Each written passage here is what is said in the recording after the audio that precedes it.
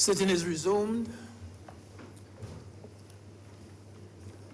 Senator Springer.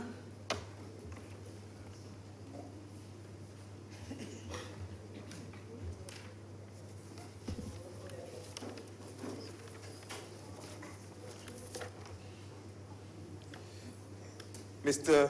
Deputy President, sir,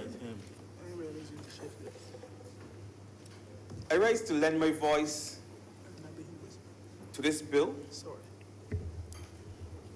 that gives effect to the abolition of road tax on private vehicles and also the imposition of a new tax, of new taxes.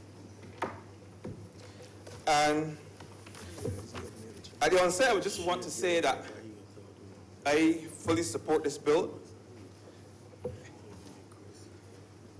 I'm not going to belabor the point of how efficient a bill it is, because that has been addressed earlier. So this afternoon, I'm going to focus my attention on an issue that I think has bedeviled an aspect of our national transportation system, and an issue that was alluded to by the last speaker on the other side, Senator Maxwell, before he concluded his submission, and that is the issue of the ZR culture, the minibus culture that is so prevalent in Barbados. Now, let me say at the beginning, I'm not here to condemn any particular group, any particular sector. Rather, I want to bring attention to some of the cultural forces at play. It has been said here, has been said in the other place, that we cannot legislate away a culture. And the fact that the Zadar, a minibus culture, is referred to as culture, tells us that it has been normalized in our society. A lot of what happens within the van stands and on the roads that we would have considered to be risky or unsafe road practices have become normalized within Barbados society. And over the years, what has happened is that a culture of non-compliance has taken root within the Barbadian driving environment, a culture of non-compliance. And I believe part of the reason why this has been allowed to occur is that the right persons have not yet come to the table to discuss this matter of road safety in Barbados. And the member on the other side had alluded to the fact that perhaps the Minister of Information should be one of the persons at the table discussing the issue of road safety, because we need to get the information out. And I believe other ministries, including the Ministry of Transport, Works and Maintenance, as well as the Ministry of Home Affairs, and very importantly, the Ministry of Education, Technological and Vocational Training. I will speak as to why I believe that, I should say, we have a role in getting that message out to the persons if we are to somehow unroot this culture that we refer to as the ZR culture. Now, as I said earlier, we cannot legislate this thing away. We have to look at it. And I think we have to study it. And I've pinpointed three aspects of this culture, or three aspects that would lend to this culture that we should look at more carefully if we are to address the issues that we are seeing on our roads. And these three aspects would be the attitude, the goals, and the priorities of persons within that particular sector. And let's start by looking at the attitudes. Now, laws, regulations, they are set by government. We we pass them here, but they are enforced by the police. In many cases, within the Barbadian society, the police is seen as the enemy. A good example is when you watch those videos that we saw some earlier this year, some last year, where the police are seen in the van stands on the roads carrying out their duties, but in the eyes of the public and some of the onlookers, the police are being taunted and being seen or portrayed as the bad guys, when in actual fact they are doing what they believe to be right, or what we all know to be right. So this ideology, or this idea that the police is the enemy, is also supported by some in the public, which means that the right message is not reaching the persons in the public. And it takes me back to a period when I was still a student in school. That's why I say Ministry of Education should be part of the conversation. When I was a young person taking the van, I attended the Alexandra School. A younger person, sorry, thank you, Senator Moore. When I was a younger person, when I was a teenager in secondary school. One of the things about going to school on mornings and in the afternoon was catching the most popular vans. Very often, we would try our best to evade the police, or the vans would try their best as much as they could. But very often the vans were caught and we were asked to disembark or to get off the vans. And as a young person, I remember being angry with the police because I felt the police was either preventing me from getting to school or from getting home or having a good time. It's true, I know you, yes. Yes, as a school child, yes, they were preventing us from having a good time on the van. But you know what happens? In the ensuing years, there have never been anything to, at least until I was a young adult, that really educated me as to why, or informed me as to why the police were doing what they were doing. I was not aware back then as a young person that the van was only insured to carry a certain amount, and any person beyond that number, if the van were to get into an accident, would not have been covered. All right? I was not aware of that.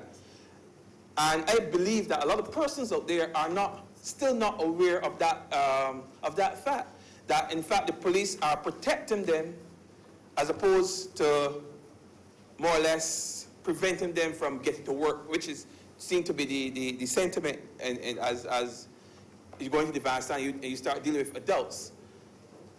But we didn't know that, so because the information is not out there. So I think that the information ministry should be more involved, to sit at the table and be part of that national movement or that national push, informing persons of why certain things are done by law enforcement, why police have to do what they have to do. But I believe that persons do not become like this as adults.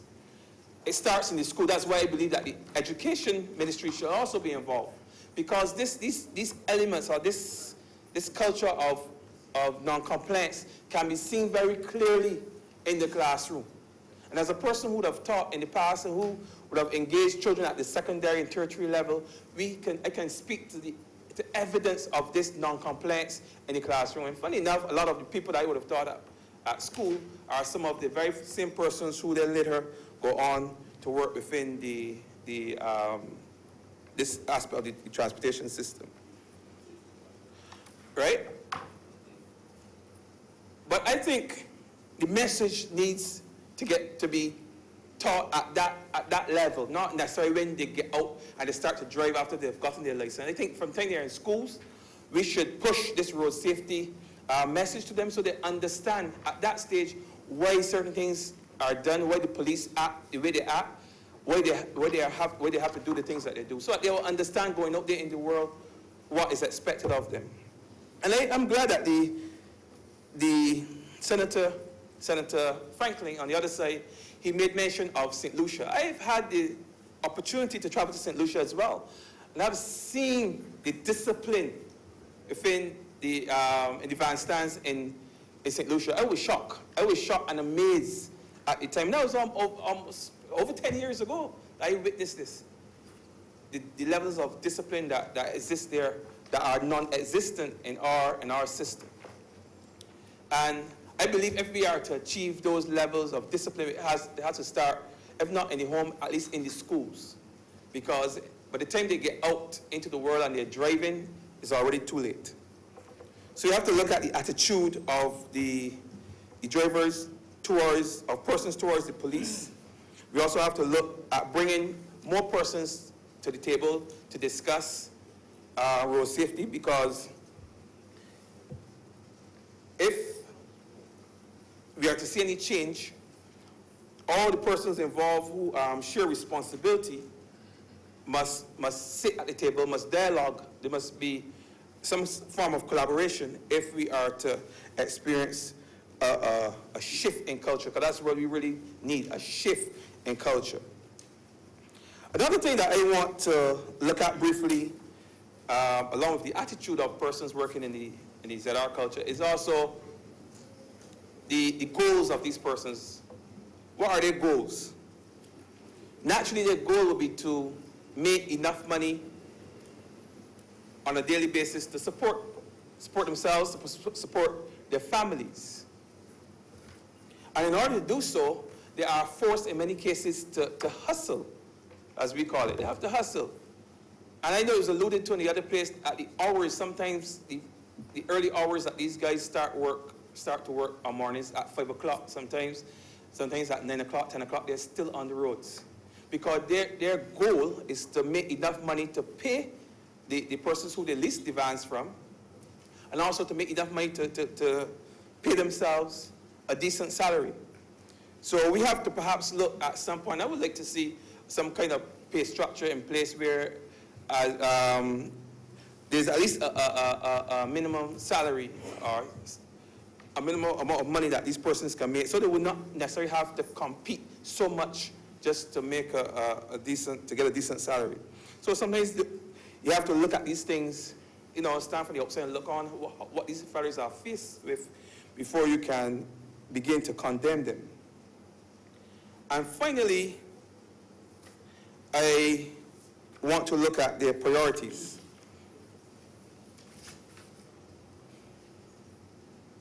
I believe, if we are honest, their priorities would more tend to be one of priorities based on survival as opposed to safety or compliance with law. That's why they rack up all of these offenses, sometimes 20, 30 offenses, sometimes even more, because their priority is survival. Their priority is to make that money so they can live in this country. And if it means that they have to break the law immediately after returning from court, then they will do that, because they have to survive. And if it means that they have to put persons' lives in jeopardy, and I'm not saying that they set out to do this, but I've seen instances where persons are hanging from the door of these minibuses. We've seen it. I've seen it on social media. I've seen it in real life. I've seen it, where persons are hanging from the door. And they do that because safety is not necessarily the priority, but making enough money, survival, becomes a priority. And these are the things that we must look at when we think about these at our culture, the minibus culture. Before we condemn them, look at what they are faced with. And as long as we can address those problems, then we can chart a way forward. But I believe strongly that it calls for consultation, it calls for collaboration, it calls for bringing more persons to the table to address these issues, as opposed to just laws. Because I would want to think that, I would like to believe that with the laws now, the fines being increased in terms of the amount of money persons would be asked to pay, or that the amount of time that they risk going to jail, that a lot of these things that we see on our roads will disappear. But the truth of the matter is that they will not. There are many persons out there who will take the chance because there is a matter of survival for them. All right? It's a matter of survival. So I just want to make that point pretty clear. But as I close, I would still want to remind persons that strict enforcement of laws, harsh, though some may find them, it changes drivers' behavior. Even when there are no police around, when you know there are strict laws and you know those laws are enforced strictly, you would still comply. But if there's any lapse in the enforcement of those laws, then the opposite will occur. And I think that is what occurred in Barbados over the years, a lapse in enforcement of laws. I as a young person, I could never believe that it was illegal to have a stereo system in a van, because when a van passed you on the road, you heard the blaring song of the music, I mean, on a daily basis. So you could not believe that that was against the law. But again, that was a result of lax enforcement of the laws. So in order to create, because we need to create a new culture going forward, but it must be a culture of compliance. And that culture of compliance must be supported by strict enforcement of the law. Another point I want to touch quickly on, based on, and this would be the last point, based on something that, yes, I was wrapping up, but I had jotted down a little point that the member on the other side, Senator Boyce, had mentioned about technology. I would also want to see technology introduced to the licensing department, in the same way that we have been seeing technology being used to make the passport more efficient. I would want to see that type of technology introduced to licensing. I mean, we no longer have to stand in line to pay our road tax, but we still have to pay our license every year. Yeah, register the first time around for private. Pardon me?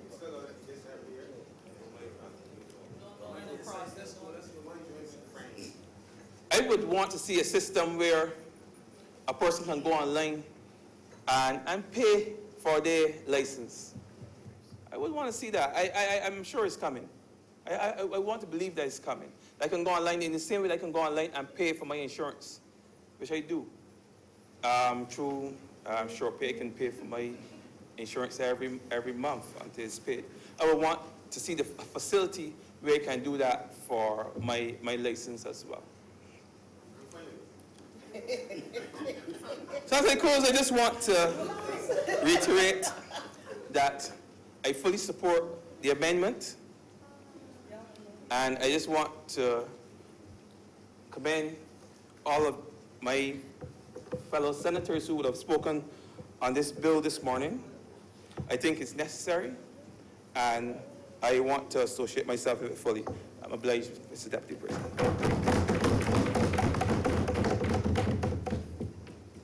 Yeah, thanks, Senator Springer, for your contribution. Now we will have, I see, Senator Crystal Drakes. Sorry, Crystal. Yeah. Mr. Deputy President, thank you so much for allowing me some time this afternoon. I heard laughter just now, so everyone seems to be awake and not sleeping at this time, so I'm happy about that. My contribution this afternoon, first, I'd like to say it's about a few comments, some queries, and possibly some alternatives that we can look to implement as it relates to the road traffic amendments, and something maybe government can take into consideration going forward. But a few housekeeping matters, and I'm happy Senator Tate is now in session, because the first set of things I want to highlight are some editorial errors that I found within the document, because she has made it a point to note that every space, comma, line, and dot make a difference in legislation. So there are some errors going through, or rather I should say inconsistencies in the amendments. On page 10, 12, and 19, and on some other pages, there's a $5,000 fee. At one point it has a space, sometimes it doesn't, sometimes it has a comma. So we just need to have some consistency there on those pages. Take out the space, and I'm being told. On page 17, it speaks of a fine of $5,000 or to imprisonment for a term of 12 months of to both. Typo. That I'm assuming should be or to both. Or both. So that's on page 17 for clarification. On page 13, I'd like to bring to the attention of the chamber, it's the amendment of section 6 of the Principal Act, and it's associated with the limited trade license. What we're doing here is we are deleting the word taxation. Which were you again? Just I'm on page first 13. 13. Of the amendment bill. Yeah. So we're seeking to delete the word taxation and replace it with licensing. If we are no longer taxing and we're introducing a registration fee, my query is when you read the legislation in the Principal Act with the amendment, and if you bear with me, it will now state any dealer, importer, or repairer of a mechanically propelled vehicle of classes is liable to registration and licensing under parts 1, etc., etc. And I'm wondering if that is some sort of redundancy at this point, because what now is the difference between the registration in this aspect, and what is the difference between licensing? Is it a case that we can just delete the word taxation? So that is just something for clarification. I'm not sure. Maybe I will be guided later as to how, if they are different and if there are different definitions for the two. But Mr. Deputy President, we've heard a lot this morning about the abolishment of the road tax, the implementation of the registration fees, and the consequent fuel tax. And I may have had some insights prior to the administration coming into office. I'm aware that they did some extensive consultation, and the removal of the road tax was one of the things that they deemed, the constituents that they spoke to, that is something that people were crying out for, the removal of the road tax. And I think that in the removal of the road tax, it was a bit of a bait and switch on the part of the government of the day. Because when you tell people you're going to abolish a road tax, but then introduce a registration fee and a fuel tax, you have not abolished anything. What you've now done is have a flat tax across the board, which my colleague Senator Franklin called it, what did he say? A tax grab, the tax grab. Senator Franklin, I'd go even further. I would liken it to trawling. I don't know if any of you do fisheries. Trawling is when you take a net and you put it at the bottom of the seafloor and you drag it along the seafloor for fishing. So you take up everything along with the fish. So for me, I see it as a method of trawling taxation. Because how can you come to the public and say to them that you're abolishing a road tax, but then implement a registration fee and a fuel tax? And like trawling, the fuel tax is also extremely unsustainable. Right now, as Senator Haynes mentioned earlier, the price of oil per barrel is only let's call it, round it off to $70 per barrel. In the event that oil goes up to, let's say, $95 or $100 per barrel, which we've seen in the past, which is something we have zero control over, what is going to be the price at the pump? Because now we're paying, and I checked on Sunday, because I don't usually check, but I checked. It's $3.91, because I put in a flat amount, $100. Take it or leave it. And that has to last. But nonetheless, it's $3.91. My question then is, how is this fuel tax sustainable? Because when you have a tax that is across the board, it does not discriminate. What then happens is if the price increases, transportation, which is a basic need, will become a luxury to some individuals. It was also mentioned at some point that the tax could be passed on to the consumer. And what I'd like to bring to the attention of the chamber is that 36% of our non-tradables in GDP are heavily utilizing their operations as it relates to the transport, the distribution, and the construction sector. Those three make up the non-tradables, 36% of the non-tradables of GDP. If you're then saying that you're increasing the fuel and you're telling persons, well, you can just pass it on to the consumers, what was rightly said earlier this morning is that we could eventually see an increase on the price of goods on the shelves. Because the retail and distribution sector, I am sure when they add up the fuel charge, the fuel costs, at the end of the year, it will eat into their profits. It's without a shadow of a doubt. So in that instance, I'm a little wary of this flat fuel tax that we have seen to say that is so efficient and so effective in terms of tax administration. Mr. President, what I'd also like to note is, and Senator Springer spoke about it just now, goals, attitudes, and so on. But I'd like to ask a question of purpose and incidence, or what we regularly call as who bears the burden of the tax. A lot of persons are already crying out for the high costs of fuel already in Barbados. And for me, I try to see things in a very optimistic way. Someone told me people like happy warriors. So I'll be a happy warrior for the cause that I'm about to delve into a bit more. And that is, I look forward to a day when legislation is passed where there is minimal or no excise tax or duties on EV vehicles, electric vehicles, or hybrids. Because that is the alternative transportation that we have to now start looking at. When I looked at the data across the Caribbean, and it's a bit sparse in relation to how readily accessible the data is.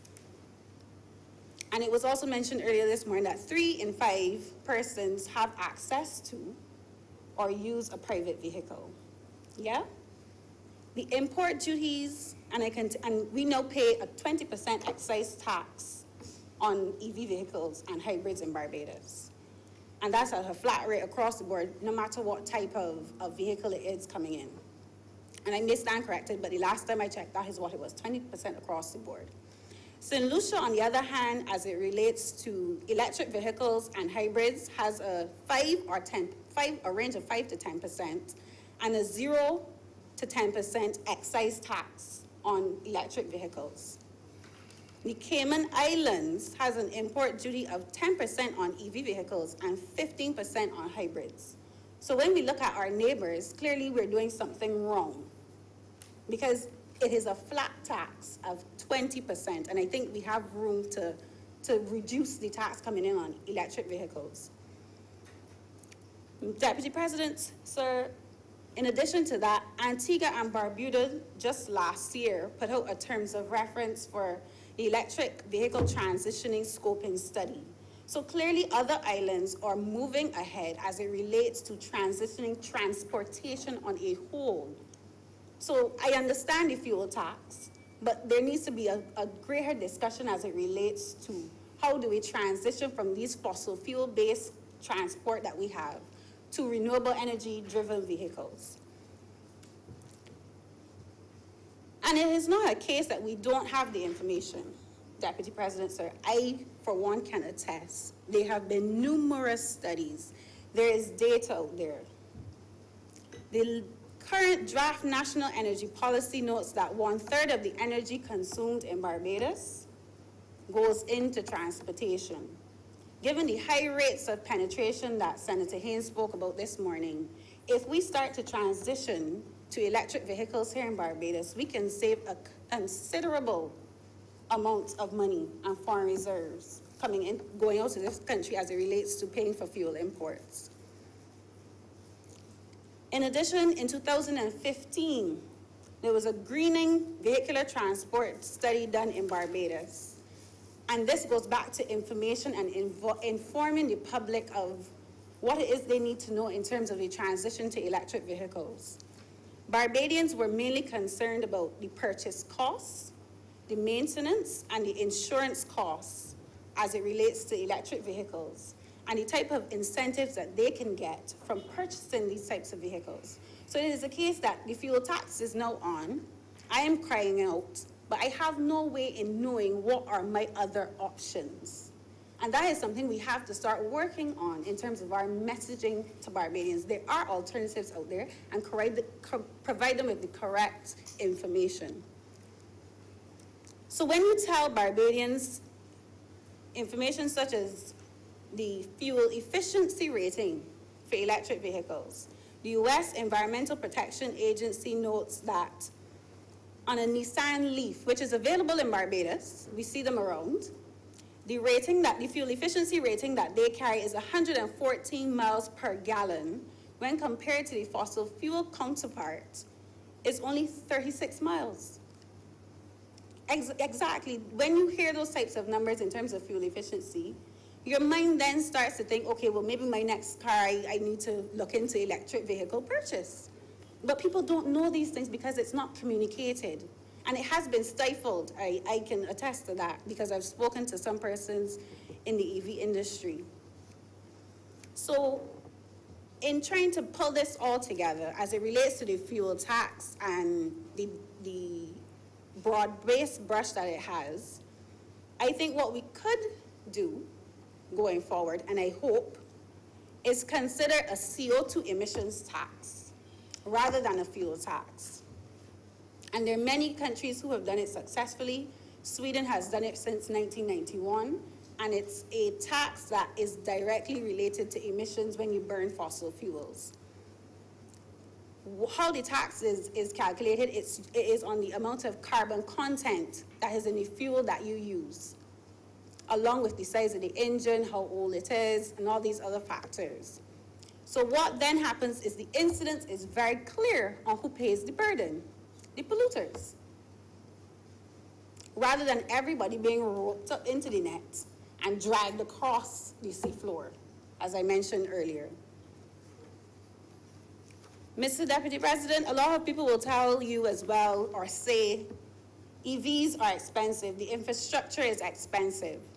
But under that same study, and I can attest to it because I have the data, when we looked at the increased rate of penetration of electric vehicles versus the loss in road tax, well, we lose it already, but no, we have the fuel tax, so I would have to probably do over the scenario analysis. The island could save approximately US $500 million if we increase the rate of EV penetration in Barbados. US $500 million over a 20-year period. And in addition to that, because of the infrastructure investment that you would have to make, you then get an additional US $800 million contributing to national GDP. $800 million, Deputy President, sir. So clearly then there's a benefit for us to look at a CO2 emissions tax rather than a fuel tax and push the agenda of the penetration of electric vehicles here in Barbados. And some persons have started to do it. There are some importers and dealers who you can go to and you can purchase an electric vehicle. And to them I say a job well done, because I know a lot of them have struggled to introduce this new technology into Barbados because, as I've said in this chamber before, there are persons who would like Barbados to stay the same. And they have had a very hard uphill battle in trying to penetrate the market. Deputy President, sir, I know there are persons who are entrepreneurs as it relates to biomethane, which is another type of fuel that you can use to operate a motor vehicle.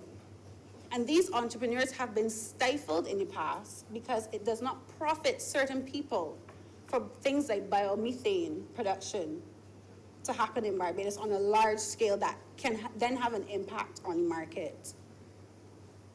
So, Mr. President, all of these things are tied together, and I really, really hope that instead of the flat tax rate, we look at a stratified approach where you have different classes in the carbon tax, that you then give persons an alternative to the fossil fuel transportation that we have, but you have to open the market and you have to make it a viable option to persons. I'd also like to note that this clearly then ties into what the Prime Minister has openly said to the world. Senator Haynes, as you spoke this morning, I couldn't wait to get up and say it as well. We have committed to becoming a fossil fuel-free, carbon-neutral island by 2030, as it is outlined in the UN Sustainable Development Goals. In order to do that, we have to start looking at how the transportation system, which is a low-hanging fruit, which all the studies have shown to be a low-hanging fruit, in which we transition the Barbadian economy. So I think a little more creativity could have come from the government at the time. I know they have promises and whatnot, but a little more creativity could have come at the time where they could have looked at a stratified approach to the CO2 emissions tax instead of the flat fuel tax that they've implemented.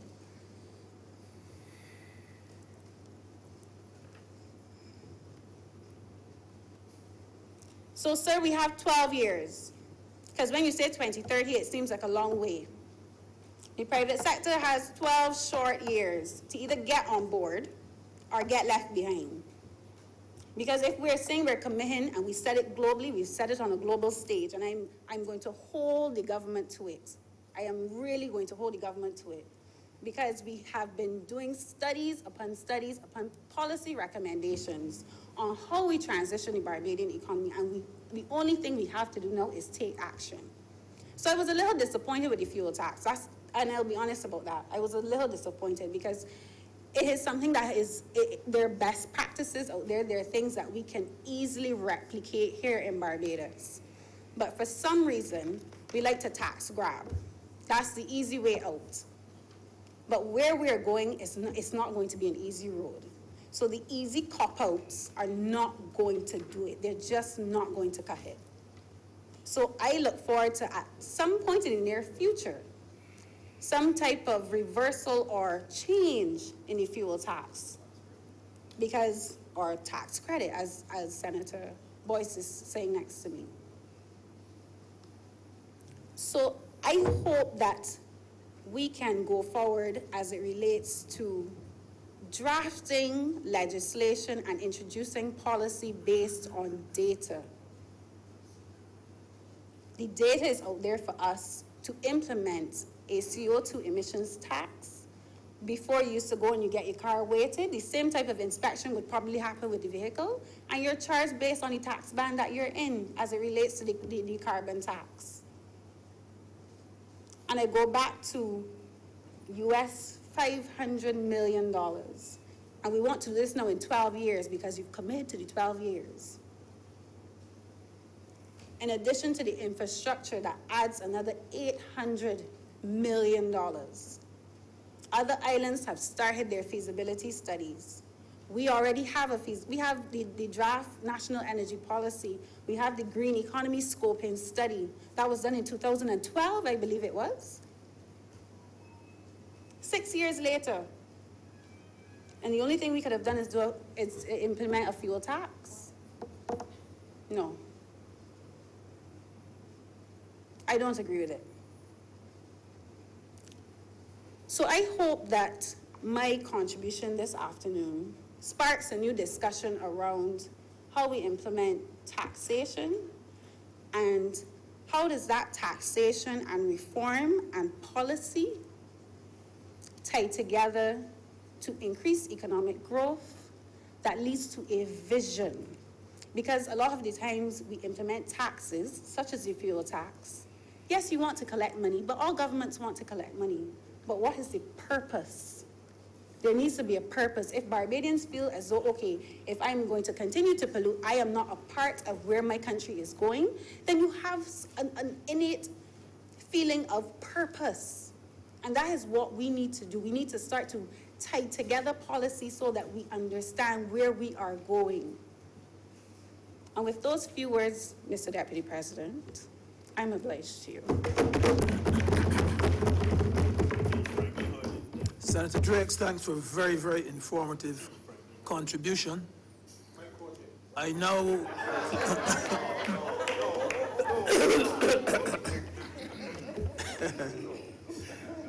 I now recognize Senator Christopher Maynard.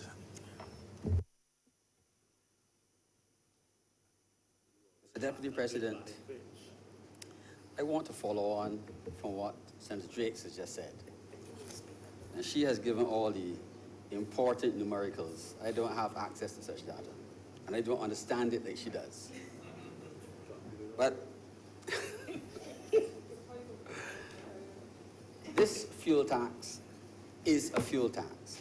It does not just replace road tax. Every time a Barbadian pulls the cord on a weed whacker, he pays it. Any engine that is started pays it, whether it be a drive more, a push more, the engine in a fishing boat. My concern, Mr. Speaker, is what will it do to the fishing sector? And what will happen in agriculture? The bigger players in agriculture do have some leeway in terms of the taxes they pay for diesel fuel. I don't think that extends to the small farmer. So when the small farmer pulls the cord on his pump to pump water to his crops, he pays that tax. It will be passed on to someone, and we all have to eat and drink. And I think that inevitably this tax will be reflected in the quality of the food we get and what we have to pay for it. Senator Drake spoke at length about what we could do with our transportation in terms of whether we should become a country that runs electric vehicles or hybrid vehicles. And yes, we need to think about it. It is happening, and very slowly, and we do need the incentives to push that mode of transport. Barbadians, Mr. Deputy President, are very innovative in terms of getting around problems, and Barbadians will find a way around the tax.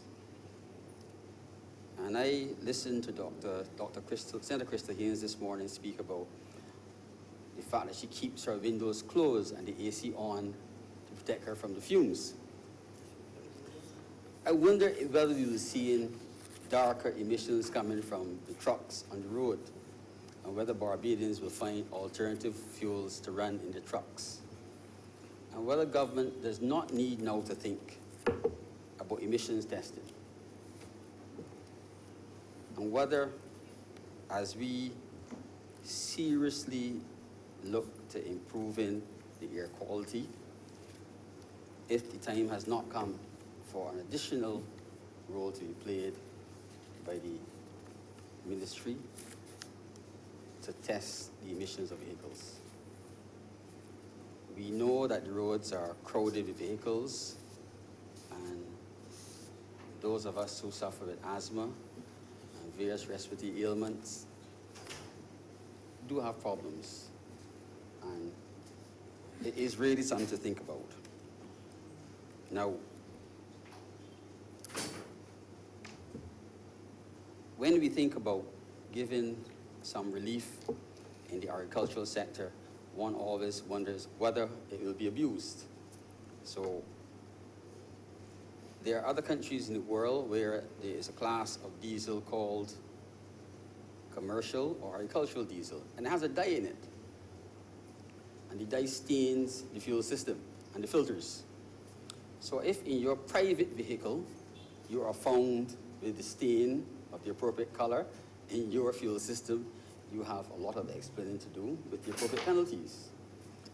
And if government contemplated providing relief for the fishing industry and in agriculture, we might need to introduce such a measure. I can tell you that having come from a fishing family, my relatives are complaining because they feel it. And those of us who still practice agriculture feel it because every aspect of what we do burns fuel. The tractor that swipes between the trees that is owned by the small farmer, and who the same tractor puts on a plow and goes on the road and plows various small farmers' fields, has to pay this tax. And there needs to be consideration given to providing relief in the agricultural sector for the small farmer. Mr. Deputy President, I'm obliged to you. Thanks for your contribution, Senator Maynard. I now recognize Senator Tony Moore.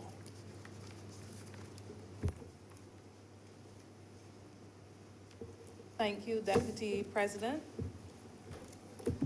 I begin my submission by taking us back to 2008, about a decade ago. At that time, I remember in February of that year, I had purchased a vehicle, L200. And that was after careful consideration of a number of costs and benefits that would have been associated with that purchase. One of the major pull factors for me was that coming from St. John and working in St. Michael, the roads at that time, like at this time, were not the best kinds of roads, so that an L200 had its appeal over some smaller vehicles. And then the fact that it was a diesel vehicle and that the road tax associated with it was just under $400 or so, or around $400. All that had its appeal, cost factors. But in April 2008, just 2 months after the purchase of that vehicle, the cost of diesel at the pump skyrocketed, and the cost of road tax went up. And the careful analysis that I had undertaken for about 9 months went through the window, or went up in smoke, or went out in smoke, however we want to look at it. And I say that to put into context my view, like the view of many, no doubt, that the repeal or the removal of the road tax is in many respects to be seen as a good thing when one considers that road tax as we had known it, which then quadrupled, is now no longer a burden, a cost burden that people have to bear on an annual basis. We've heard much already today about the non-compliance, the failure of many road users, motorists, to pay the road tax. And one can't help but think that perhaps it is the cost associated with the payment, or it was the cost associated with the payment of a road tax that linked to that level of non-compliance, which was evidence, moving from $400 to $1,600 in road tax. And then on top of that, increase gas and diesel prices. Now, although we're talking removal of the road tax, and although I am suggesting that decisions taken that far back may have over time seen increases in non-compliance, or better put, non-compliance worsening. I am minded to join with a number of previous speakers who recognize that the fuel tax, which the two things are basically to be observed together, if you may. The fuel tax in itself creates a cost burden on a number of citizens. I won't repeat all the contributions that have been made before, but permit me to present a case for a number of workers. I start with those in the public sector who are regarded as traveling officers, who have seen the allowance associated with travel unchanged for some period of time, about the last 10 years or so. 10 years? Yes, the last 10 years they've seen their traveling allowance unchanged. And these people, these workers, now have to be faced with a 40 cents per liter fuel tax. Now, there are some who may readily defend and ask, but what's the problem? You don't have to pay road tax anymore, so why not pay the fuel tax? Advantages may be gained by those who, like me, not drive, own an L200, where $1,600 removed from an annual payment can very well see you maybe even gaining an advantage over a 12-month period at the pump, or at least leveling out. But many traveling officers in the public sector would have been paying road taxes of about $400, representing just under $35 a month. 40 cents per liter over what was previously charged represents, therefore, a substantial amount for a number of these officers. So, of course, you had the knee-jerk responses. They can go do something about our allowance. And opting for a more measured approach, I would encourage these people, and I'm sure the encouragement can go out for us, to gather the evidence and see where the cost factor is as significant as we imagine it to be.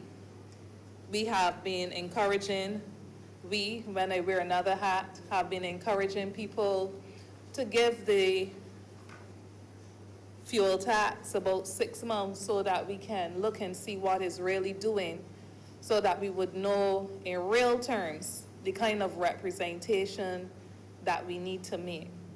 But I make this point for public traveling officers in the public sector, recognizing as well that within the private sector there are those who for some time now may have been receiving a traveling allowance of $500, $700, as the case may be, and hoping that through this contribution, if nothing else, it may raise awareness of the fact that this is something that may very well need to be relooked, because an allowance loses meaning as an allowance where it no longer serves the purpose as intended. So I know that a number of contributions have examined the impact on fishing and agriculture and different areas, but that is an important one that I felt should be mentioned.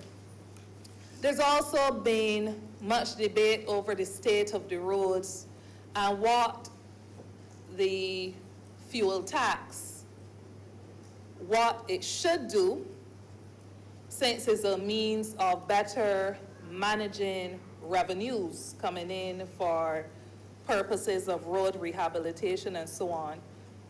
And there is much anticipation over what can be done with that intake. As in other areas, we would want to urge that what we intend to do with revenues is what we actually find ourselves doing with the revenues. It is very likely and very easy within the current climate for us to find ourselves having to out fires in other areas and stop gaps or fill gaps, as the case may be.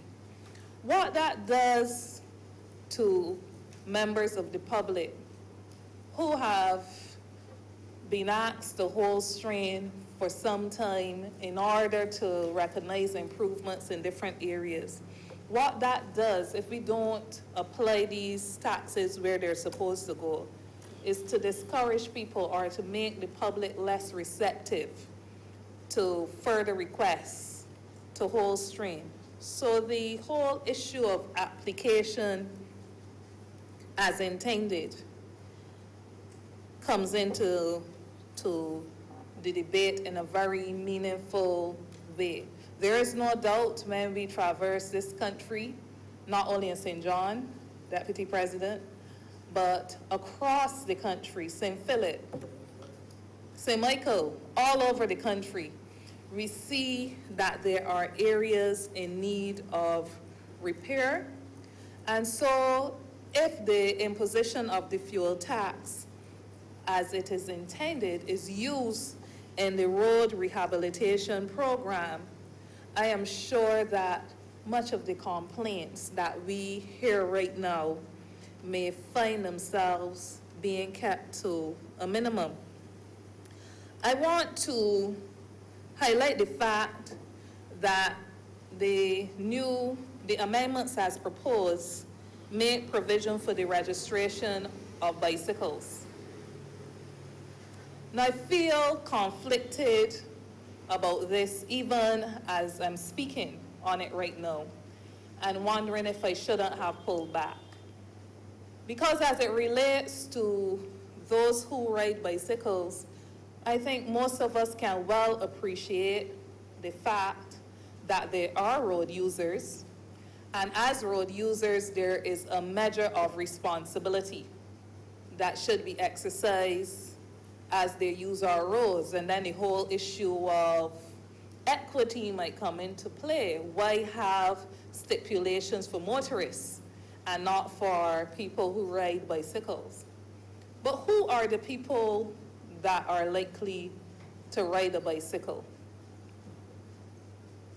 And that question has been troubling me because the people likely to ride bicycles are those people who need to ride bicycles in large part. Not in all cases, but in large part. There are some people who, due to financial considerations, are not in the position to own any other form of transport, but who need to make a living. And I was very conscious of this point, raised not directly to bicyclists by Senator Springer, but raised within the context of ensuring that we push past compliance and ensuring that we create an environment where people can get by without looking to beat the system to do so.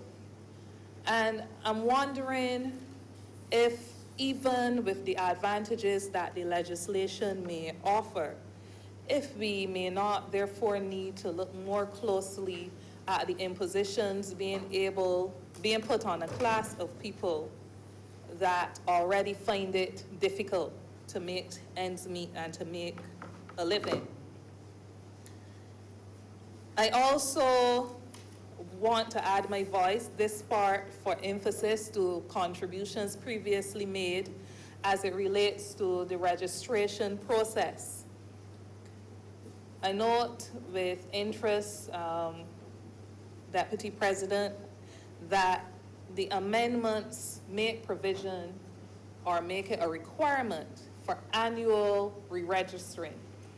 In the same way that one would have gone and paid the road tax, you don't have to pay the road tax, but you still have to make sure you're registered. Because in being registered, it means that the insurance and so on, you can do those checks to make sure that there is the compliance and so on.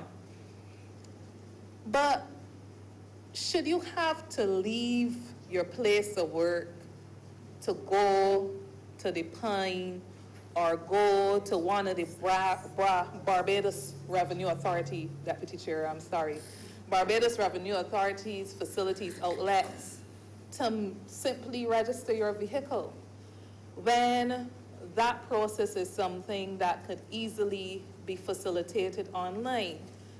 I repeat for emphasis because I recognize that this is an issue, in my view and in the view of many, that demands urgent attention. And we have the relevant ministers and ministries represented even in this House.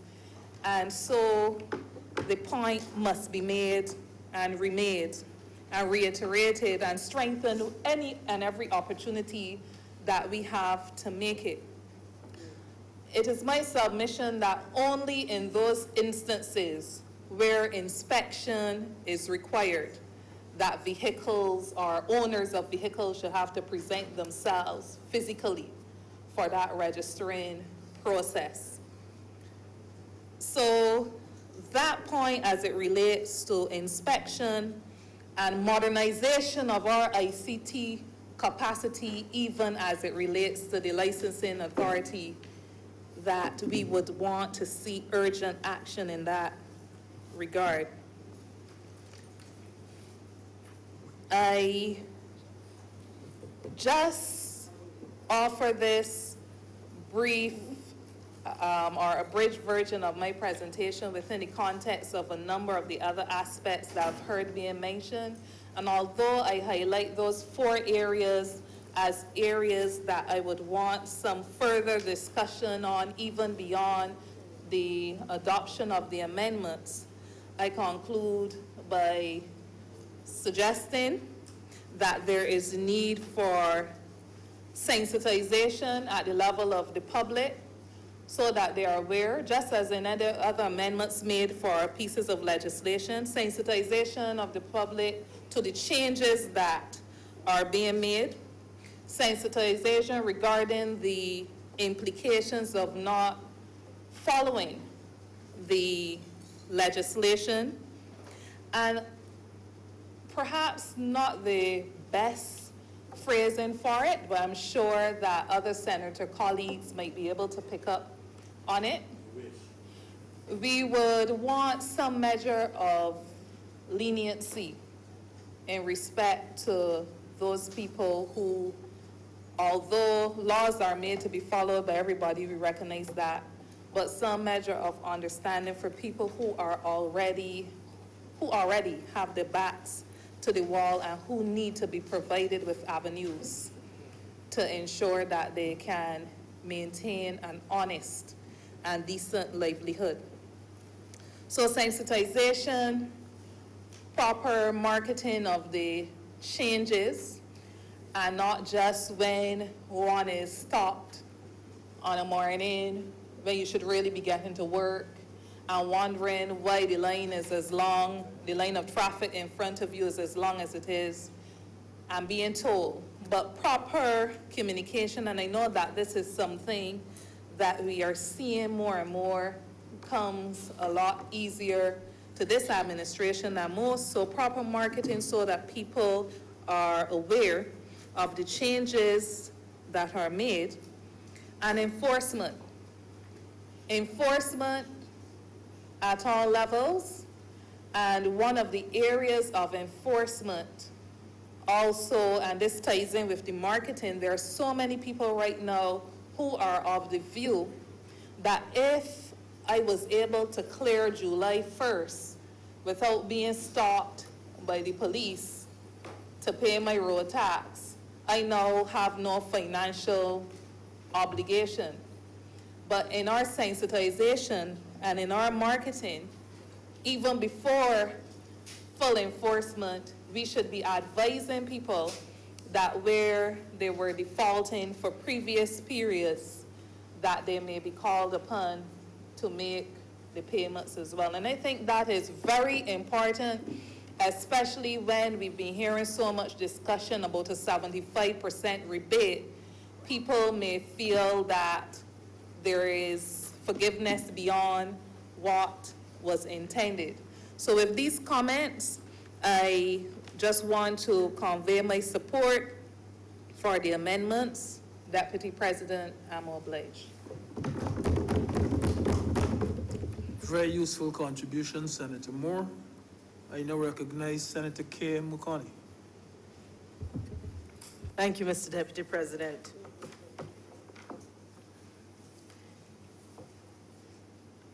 I believe it was Henry David Thoreau who said, "It is not what we look at that matters, it is what we see."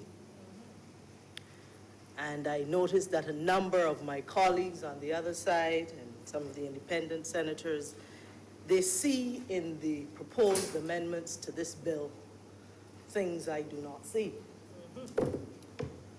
Many of them see money grab. Some of them see trawling. Some of them see an efficient way, in fact, to collect taxes. What I see with regards to the fuel tax that replaced is government exercising its responsibility to use fiscal policy in a responsible way.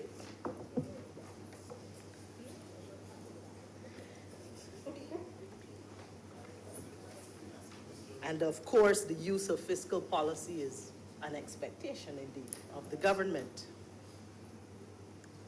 Another thing that some of my colleagues on the other side have seen is a lack of creativity in the use of a fuel tax. And I would very much doubt that what has transpired over the nearly 3 months since this government has been in office can hardly be seen as lack of creativity. But in any case, if I were to accept that, I would want to say that creativity does not come all at once. There is lots of creativity left in this government, and we believe that fiscal policy, like all other things, evolve. And so, as part of what is evolving, I wanted to share on the matter related to Barbados moving towards a carbon neutral economy by 2030. I am going to make many of my fellow senators happy because we are currently in the process of undertaking a technical and economic feasibility study within the next 6 months or so that will look at retrofitting vehicles on the island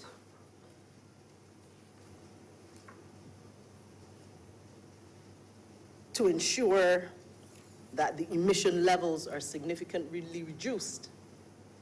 You would also be happy to know that the Transport Board is considering looking at electric vehicles, and that Public Works is also looking at the possibility of using electric vehicles.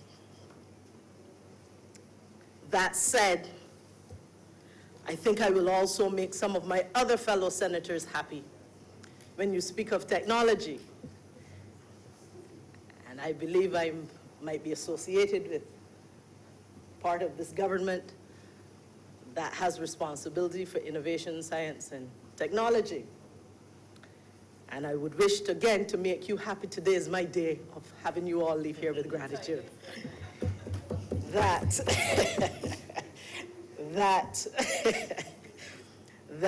the opportunity for a number of government services, including your licenses, is on the table for us to move into the realm of digital government where you can indeed the time frame on that. We have already started conversations and discussions with the right places, and with time, at the right time, the creativity that has gone into that will also come to the fore in this House. And one of the things I am very grateful for, just as I am making you happy, many of you have made me very happy with your presentations, because you have come with some very meaningful suggestions. Some suggestions about registering vehicles, some suggestions about electronic vehicles with all of the statistics that will be very helpful to us, suggestions about communication and sensitization, suggestions about having some relief for fisher folk and agricultural people who might be impacted by this tax. And I think one of the things I can say with certainty is that this is a listening government. And we are a government that believes that when there are meaningful suggestions coming from whatever quarters, that we are sufficiently broad-minded and sufficiently attached to the interests of the people of this country, that where something is meaningful and can be of benefit to this country, we may very well take it on board. So again, thank you very much. One of the points that was made by Senator Maynard, which is, and it was made by some other senators as well, is that nearly everyone pays the fuel tax. And that was the intention, because our Prime Minister has said that the burden is to be shared by us all. So in so doing, you have really and truly told us that we are doing as we intended, to have the burden shared. But what also we have provided for, including in the proposed amendments to the Road Traffic Act, is relief for some of those who believe that sharing the burden is not something they can do to the extent that others can, and facilities have been done for that. And so one of the things I see in this, the proposed amendments, is that it brings relief to citizens. So for example, one of the amendments that's proposed is for that 75% of the road tax paid by persons whose road tax became payable between June 11th, when the Prime Minister announced that the road tax would be abolished and replaced with the fuel tax. Those people whose road tax became due between then, that June 11th and July 1st, I believe, there is some reprieve. We help to relieve what one might consider to have been a burden to them. What I also see in these proposed amendments is removing unnecessary encumbrances. One of the proposed amendments also speaks to an amendment that assists people who are seeking to bring vehicles into Barbados for a short period of time, to be able to be relieved of some of the cost of so doing. And that includes people who might be bringing in vehicles for the rally, to participate here in something that has brought great revenue to Barbados and continues to be a sport that's contributing in this environment. So without belaboring this point, I would say that my support for the amendments to this bill is not a support without recognition that this is not a perfect situation. What the amendments do, it moves us in the right direction. And it is about progress, not perfection. This government has barely been in office 3 months, and we have done so much. And we thank you for recognizing what we have done. And we also want to let you know that we appreciate the fact that you understand that there is still more to come. And that indeed, it is not just a matter of us asking you to be patient, but asking you to believe as we do. And so on that note, Mr. Deputy President, I'm obliged. Thank you, Senator McConney. A very impressive and a very happy contribution. I recognize Senator Monique Tate.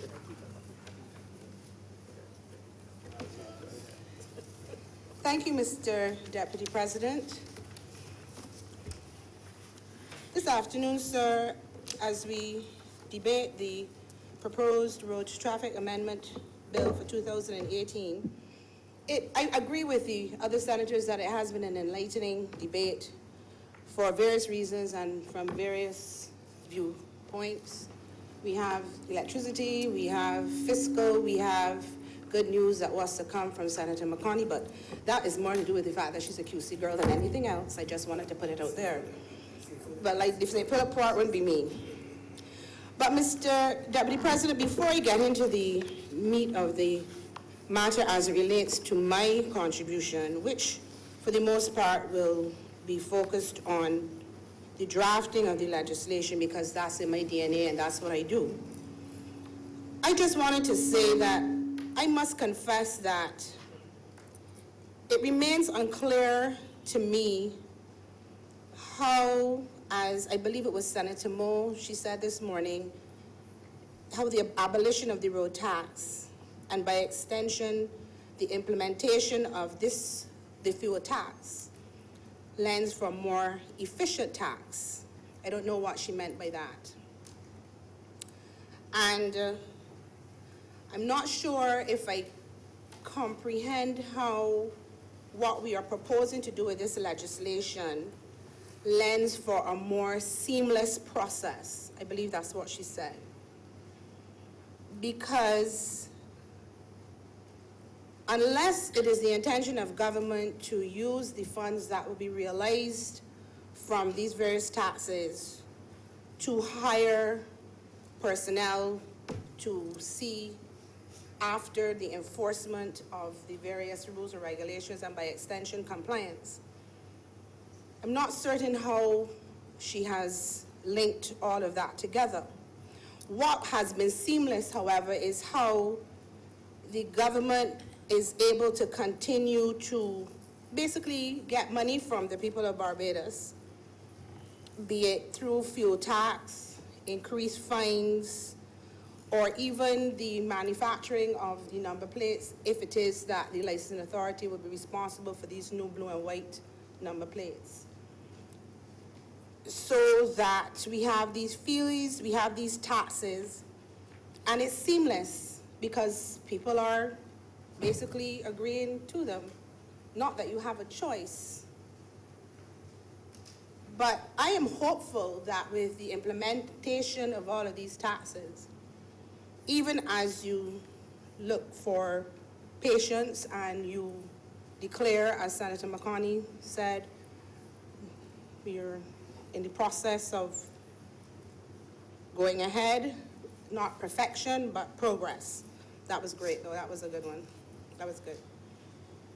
And yes, it's been 3 months. But I'm hoping that once all of the dots line up, that the money will be used to fix the roads that some of the senators referred to. I believe it was Senator Springer, I'm not certain. Or, in my case, fix the potholes.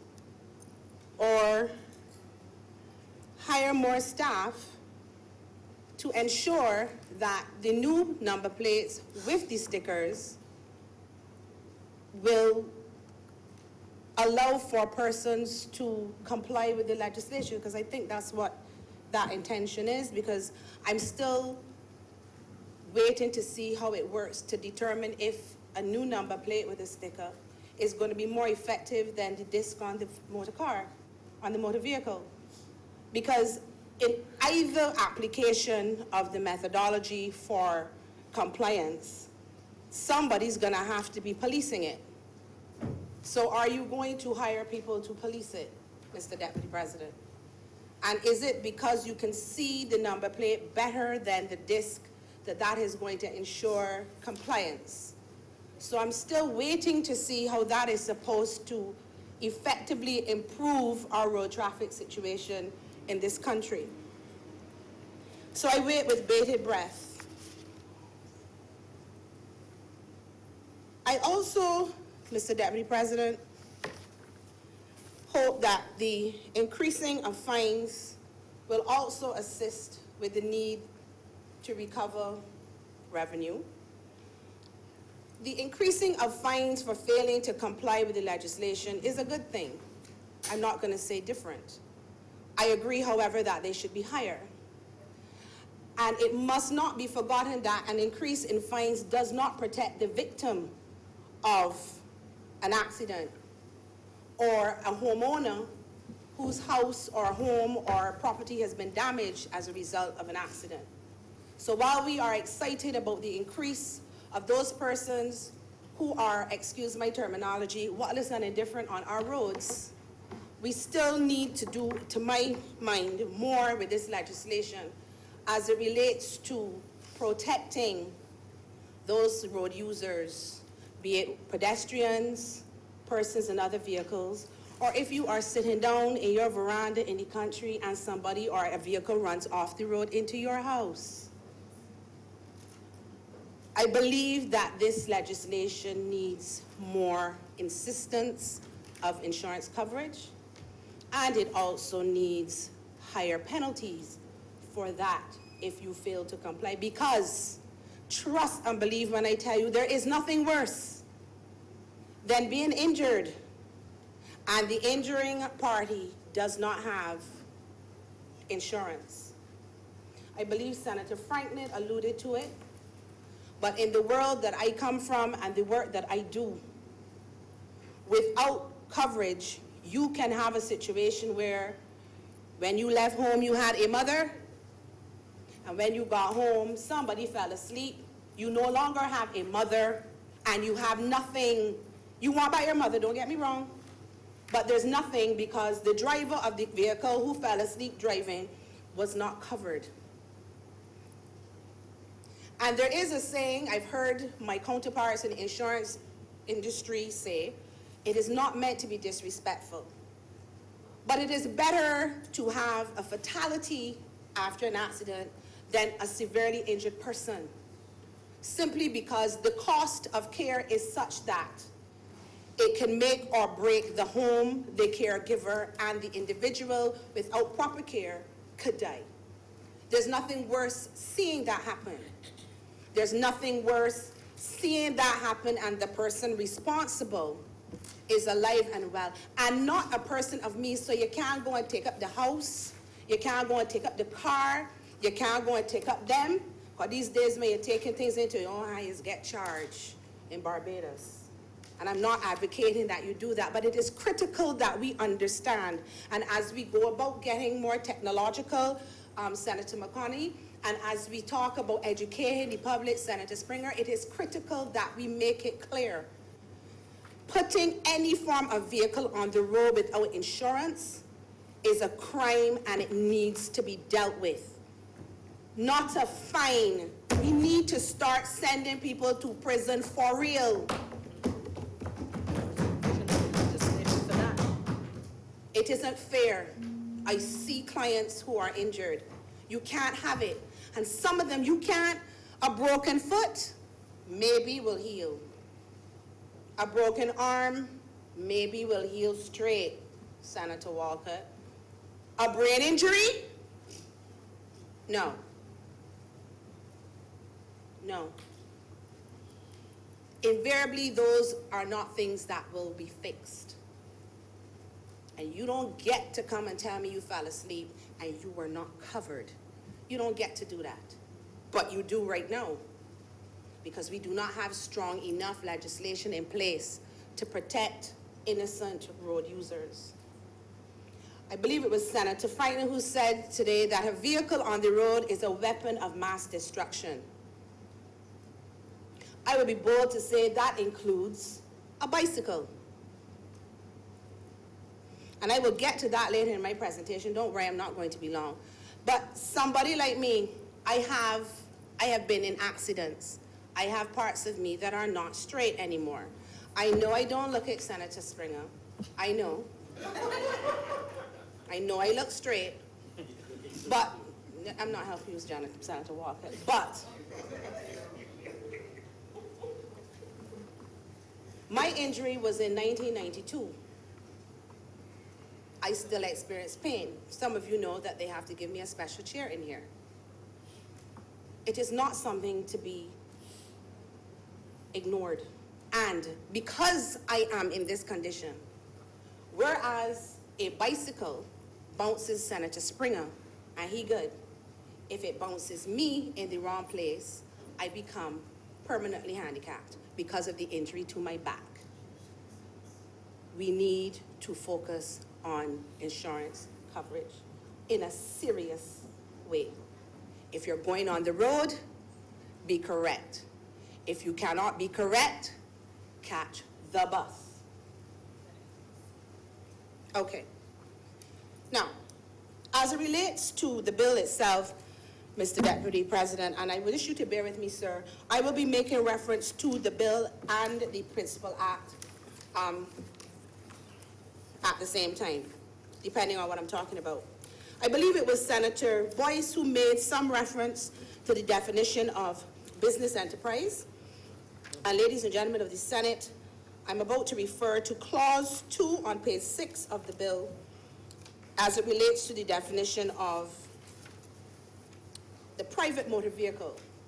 And I quote, "That means a motor vehicle that is used exclusively for private purposes and not used for hire, reward, or in a business enterprise." I believe that when Senator Boyce spoke of it, he spoke of a commercial vehicle. Now, we've been hearing, whether it's true or not, various versions of the likelihood that some persons are going to have to be terminated because of the economic situation in Barbados. I don't think I'm speaking out of turn when I say that. But as the definition stands, if a person decides not to wait on government to help themselves, but instead decides, I believe Senator Boyce spoke about sweetbread, they decide to sell food, or they decide to sell pizza. I believe Minister responsible for transport made reference to that. And they use their private motor vehicle to do that. According to the way this definition is written here, they will have to register their private motor vehicle as a commercial vehicle and pay an annual registration fee, whatever that will be, in accordance with the order made by the Minister of Finance. There has to be something wrong with that. And when I say something is wrong with that, this government, I believe is this government, it can only be this government, has been talking a lot about entrepreneurship. I think that was you too, Senator Springer. Encouraging entrepreneurship, which is a good thing. Don't rely on government, get out, do your own thing, try and make things happen. However you can once it is legal. But you can't ask somebody who has been terminated in particular to be going to that direction, and then virtually penalizing them for trying to look after themselves. I understand the intention of the legislation, but you have to fix that definition. If for no other reason, if you don't, persons like Senator Boyce and myself will get work because there's going to be issues in the court for interpretation. So I'm asking, not that I'm trying to take food out of my colleagues' mouths, but let us fix that definition, because you know what? The definition in the Principal Act, at page 12 of the Principal Act, private motor car means a motor vehicle other than a heavy motorcycle, light motorcycle, minibus, bicycle, or omnibus, constructed or adapted solely for the conveyance of not more than 10 persons and their effects, and used exclusively for private purpose and not for hire or reward. You notice it does not include the words business enterprise. There has to have been a reason for that. Business enterprise takes private motor vehicles into a different category. You have to define it. If not, you are stymieing those persons who use their private motor vehicles to go out and look for a way of making an honest living. So if somebody comes to you and they have a private motor vehicle that happens to be a van or even a car, and their food is good and you're buying from them, there's a problem, according to this definition. And then what happens is if you fail to do what you're supposed to do with your vehicle, you have a $5,000 fine or 12 months imprisonment or both staring at you in the face. That cannot be the intention of this government. And I will be bold to say it is not the intention of this government. Then there's the question, what about the artisans? The plumber, the mason, the carpenter, the tiler, the electrician, who gets up in the morning, gets in their car, tools in the trunk, and come over to Senator Holder's house to fix her leaking roof in time for the hurricane season because she's listening to the Prime Minister who says we got to get ready. How much points I get for that?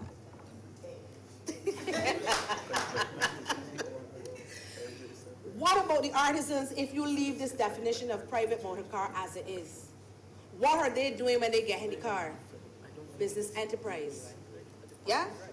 Then, when Senator Walcott goes to tend to his patients,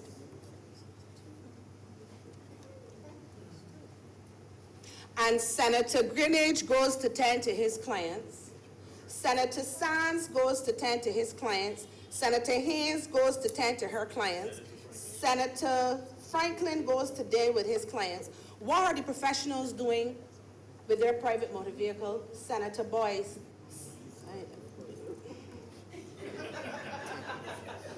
What are they doing? You are causing self-employed persons to be in trouble, professionals to be in trouble based on this definition.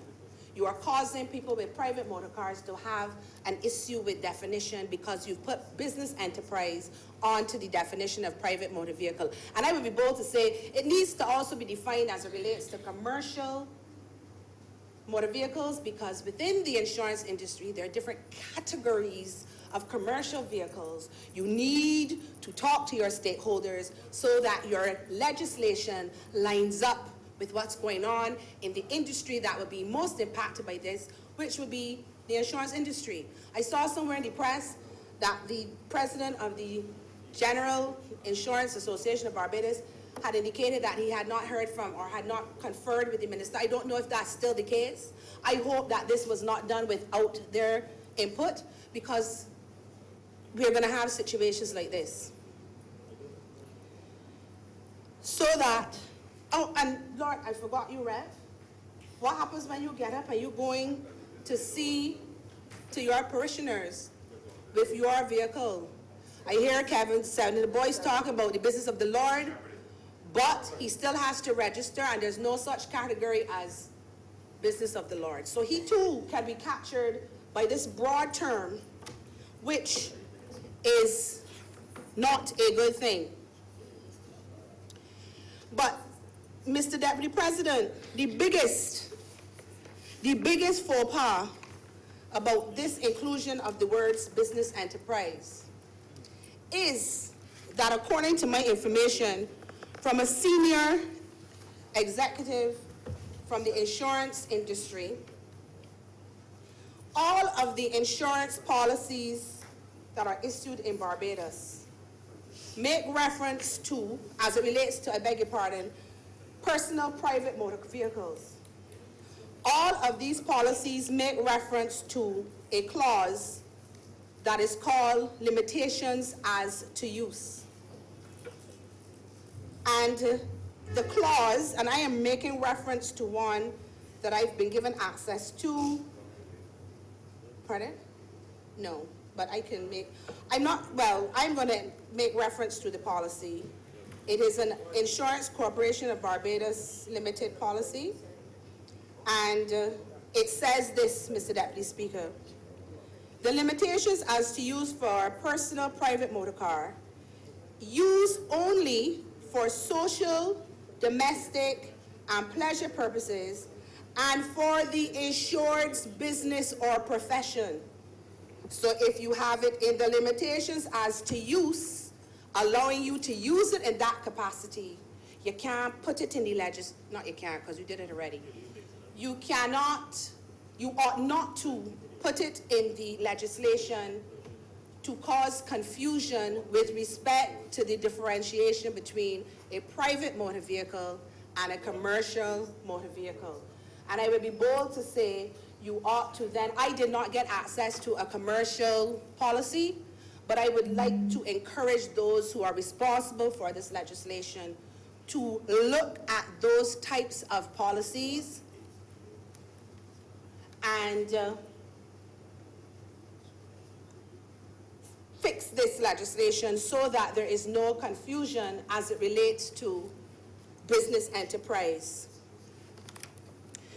I would be bold to say that you need to remove business enterprise from any reference to private motor vehicle, but I don't want to just leave it at that. I believe if there is some feeling as it relates to commercial motor vehicle, there needs to be a merging of the language of the legislation with the various types of insurance policies that are in operation in Barbados. But as it stands here, and this is critical as it relates to the implementation of the legislation, this business enterprise terminology is in direct contravention to practically every policy that we all have in our possession, Mr. Deputy Speaker. And so I say again, the definition of business enterprise needs to be clarified, amended, removed, fixed, however you wish to say it. Mr. Deputy Speaker, I also noticed at clause, I'm moving on from that point, sir.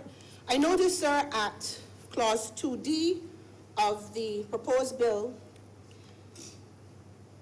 that the definition of registration number has been substituted with the following terminology. Registration number means the number assigned by the licensing authority. And I'm sorry, sir, I'm at the bottom of page 6 and the top of page 7. Registration number means the number assigned by the licensing authority to an owner of a motor vehicle or bicycle and includes a letter which indicates the parish in which the motor vehicle or bicycle is registered or the trade for which the motor vehicle is used. Now, Mr. Deputy Speaker, because this is an amendment to the terminology of registration number, unless there has been some unusual previous amendment, it seems to me that this proposed definition does not make provision for MP and ML cars. It is neither when you see MP and ML letters on vehicles, they're usually associated with government, and therefore it would not be, as in A, the parish in which the motor vehicle or bicycle is registered, and it certainly isn't the trade for which the motor vehicle is used. So the draftsman or the ministry responsible would need to address that, because it is either that or ML and MP cars are no longer going to be in existence. And somehow I don't think that was the intention of the government either. Mr. Deputy President, I go on to clause 5A of the proposed bill at page 11. And I have already expressed with some passion, I would admit, my views on this particular area, production of evidence of insurance. And you will see, sir, that at clause 5A, subsection 1, at subsection A, where a person desires to register a motor vehicle pursuant to section 5, he shall produce to the licensing authority the following information: A, a valid policy of insurance, etc. And then clause 5A, subsection 2 dictates that the licensing authority shall not register a motor vehicle, etc. if the person who applies to register the motor vehicle fails to comply with subsection 1. Right? That's all well and good, Mr. Deputy President. But here's the thing. Currently, and pursuant to the Principal Act and the definition therein, you can apply for registration, or back in the day, your road tax, on the production of a cover note, or as it is referred to in this Principal Act on page 11, or whatever it is in your Principal Act, a policy of insurance includes a covering note. So it's referred to as a covering note in the Principal Act. We call it a cover note in our world. So you can go and show that you have a cover note, and you're going to get registered, or up to this point, you would be allowed to get your car on the road, you get your road tax, off you go. But a cover note has a life of 30 days. Okay? And what you find is that people come in with the cover note, get their car insured and on the road, and never go back to get the insurance coverage. So then when you come to me as a client, you've been injured, and I'm trying to see who is responsible for the vehicle. And I send and request information from licensing authority. This person does not have insurance. So what we are calling, what this needs, because your 5A makes provision for the production of a valid policy of insurance, and the definition of policy includes cover note. What I am suggesting is that the legislation needs to make provision for a time frame within which somebody who has produced a cover note must come back and show that they have a full policy of insurance in place.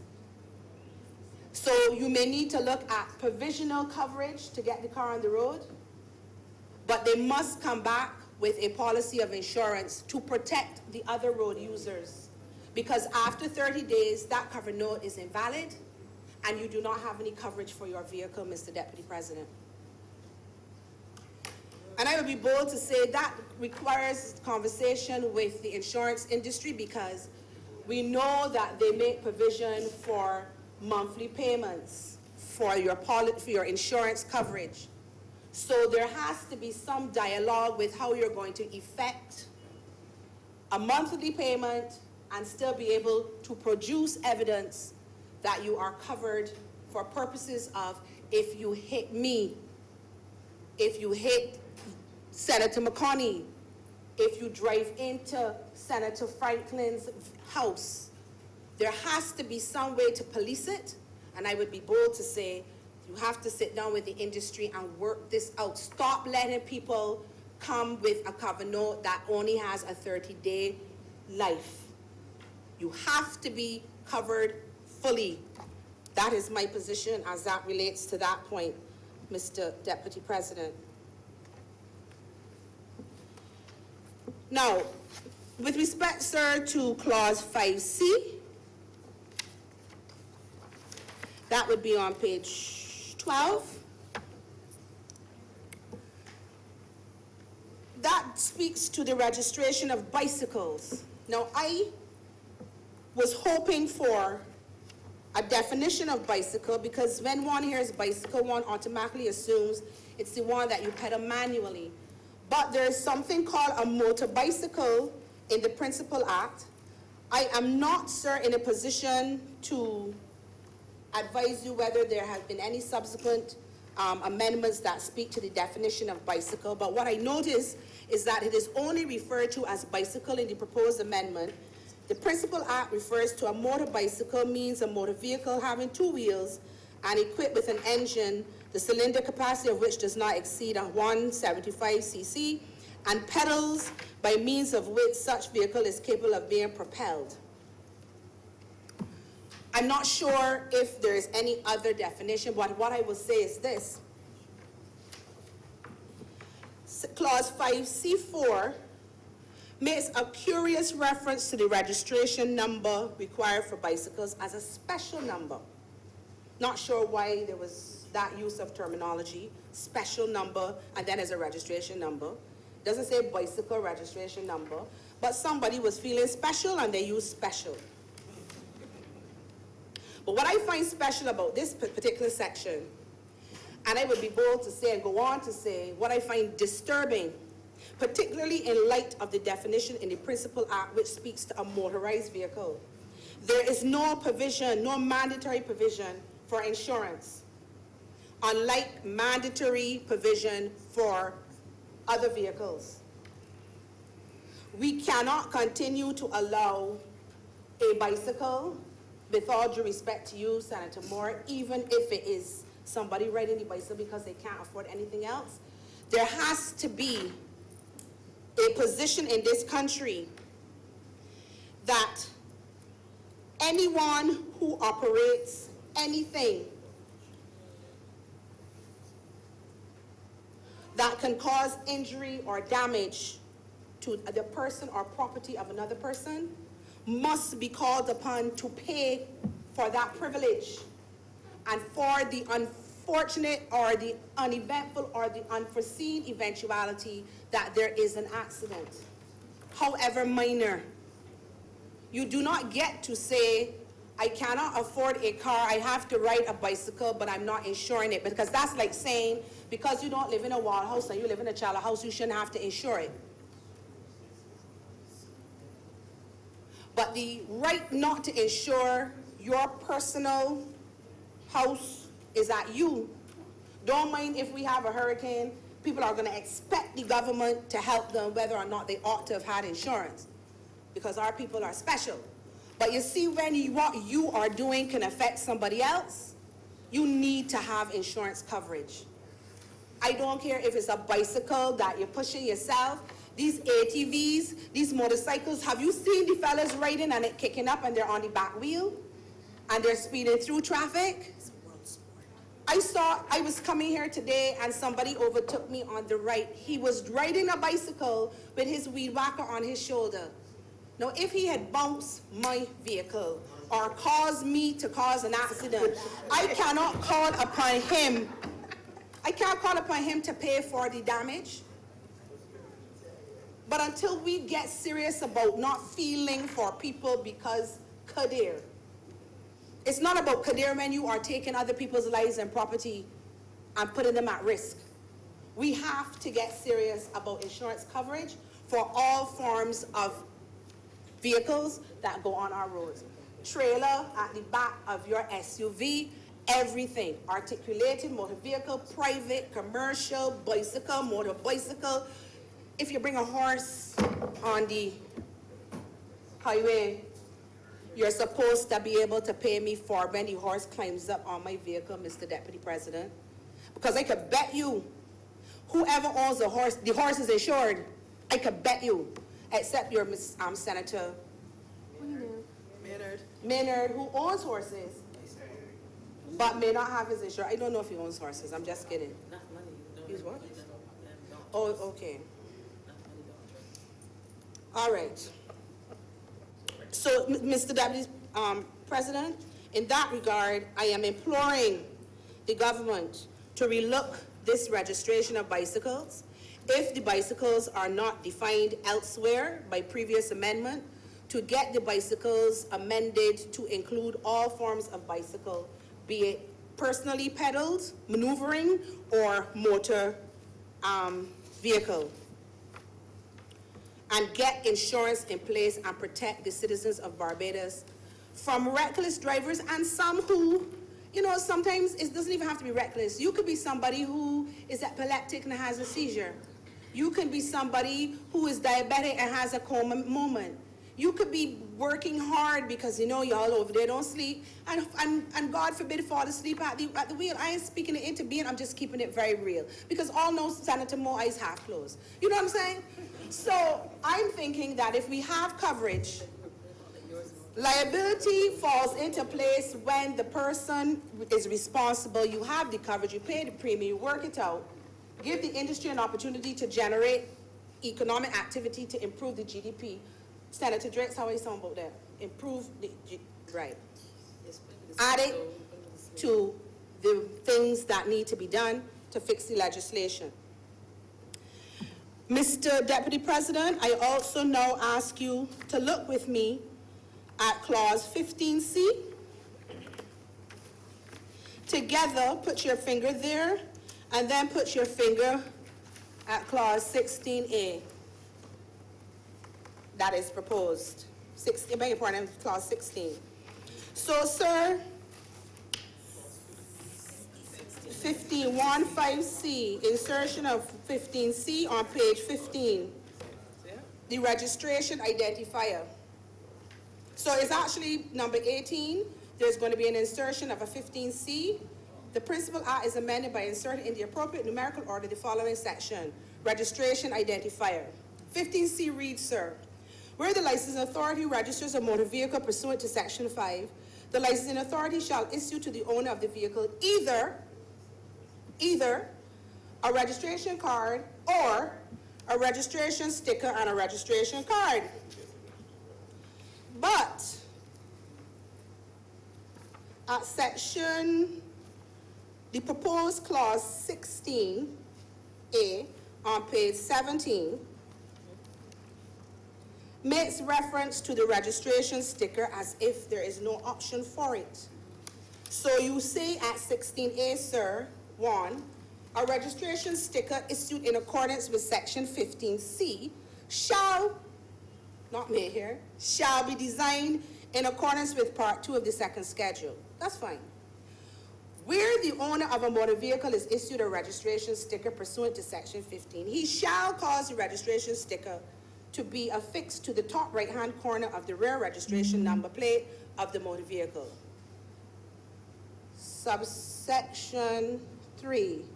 A person shall not on a road use a motor vehicle that does not have a valid registration sticker affixed on a rear registration number plate in accordance with subsection 2. And 4, a person who contravenes subsection 2 or 3 is guilty of an offense and is liable on summary conviction to a fine of $5,000 or to imprisonment for a term of 12 months. And this is one of the corrections that Senator Drake spoke of. It says of, but it should be or to both. So, if we have sections, clause 16A, speaking of the registration sticker as a fait accompli and a mandatory situation, you cannot have 15C making it optional. I believe I would be correct in proposing that with respect to 15C, there should neither have been an A by either, and that the or should have been and or take out the registration card as an option and just say that the licensing authority registers the owner with a registration sticker and a registration card. That needs to be amended because it is contradictory. 15C and 16A are conflicting each other.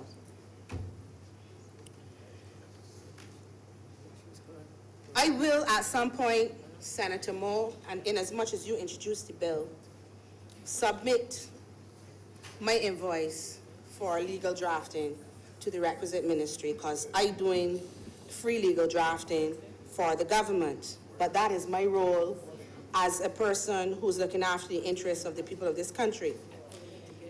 Generally, Mr. Deputy President, I wanted to ask to get clearance and clarity with the use of certain words in the legislation. Throughout the proposed bill, Mr. Deputy President, the term motor vehicle is used. Clause 2 provides for new definitions of an articulated motor vehicle, a private motor vehicle, and a commercial motor vehicle.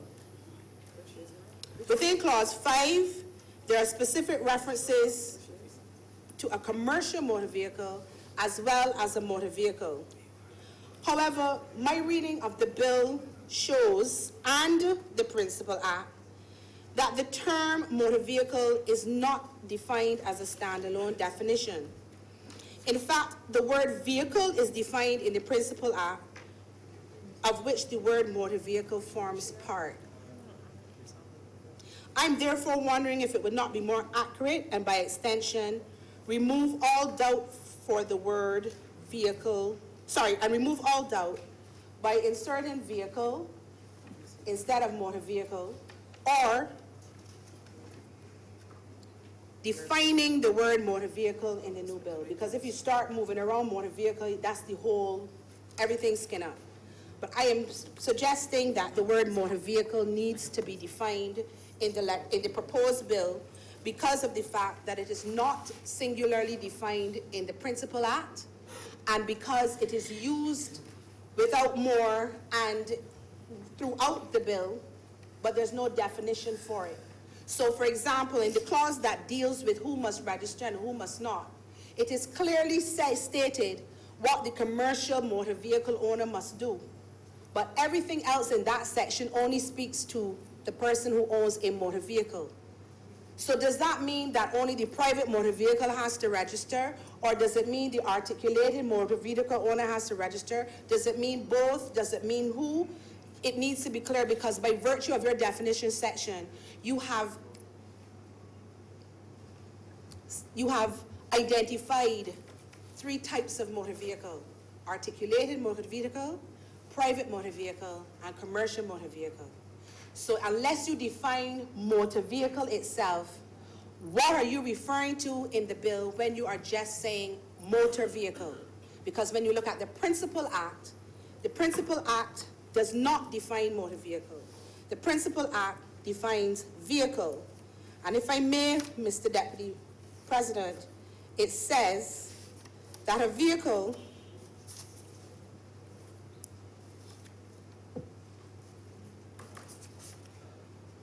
means a carriage, wagon, cart, motor vehicle, bicycle, tricycle, van, hand cart, sledge, truck, barrow, or any other machine for the carriage on land of goods or persons. So, since we're doing an amendment, and I like to say, let's get things right, I encourage the draftspersons to give us a definition of motor vehicle for purposes of clarity, particularly since in Clause 5, the proposed amendments have made specific reference to commercial motor vehicles, but no other vehicle except motor vehicle. Based on these proposed amendments, there is really no such thing as a motor vehicle anymore, having had the other 3 vehicles specifically defined. That is a suggestion.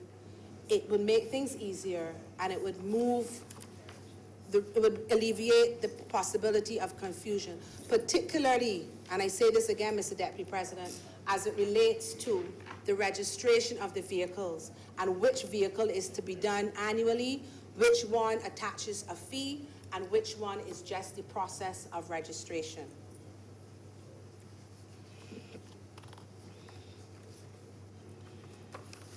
Now, Mr. President, in as much as we're looking at the Road Traffic Act, I wish to also raise another concern of mine as it relates to this area of law. And it is in relation to the driving license that we are issued. I've been made to understand, and I've seen it for myself in my practice, Mr. Deputy President, that in recent years, insurers have amended the description of the authorized driver to mean someone authorized by the insured who is the holder of a current and valid driving license. Accordingly, they deny claims if the person has an expired license. But my problem with that, Mr. President, is, Deputy President, sir, I beg your pardon. Insurance premiums are calculated based on the risk the insured or driver introduces to the insurance pool. So therefore, the fact that they do not have a renewed driver's license does not mean that their driving skills have diminished, and that they're, by virtue of not having a renewed license, that they have introduced a higher risk to the pool. So the current position is unfair because in essence, because this is not legislated, insurance companies can deny a claim if the driver does not have a valid driver's license for a month, even though for 56 years they've been driving without an accident. And a driver's license is what, $50 a year? So for $50, they are getting to deny claims. And I'm saying we need to protect those of us who are on the road, because you could have been away for 3 months. You could be somebody who comes and goes, and you got in your car, you got in an accident, your license had expired because you didn't get to the license authority to get it done. And because it's not current and valid, they quickly will not honor a claim if, God forbid, somebody like that gets into an accident. I believe that this needs to be legislation, Mr. Deputy President, so that you do not have people for $50, or if you want to pay for 3 years, $150 or whatever it is, $125, for simply a non-payment of that, you are not getting your claim settled. I'm not suggesting that somebody should be given a leeway if they don't have insurance, but a driving license without more should not be the reason why claims are denied. Certainly not for a short-term period, and again, I encourage the government to look at that in a serious way for the protection of the road users in Barbados.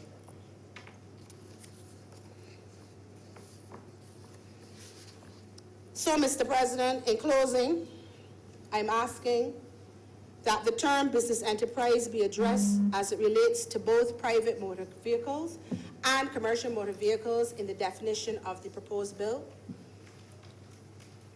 Subject to someone showing or providing me with evidence to the contrary, I believe that the term registration number needs to be expanded to make provision for the government-owned vehicles.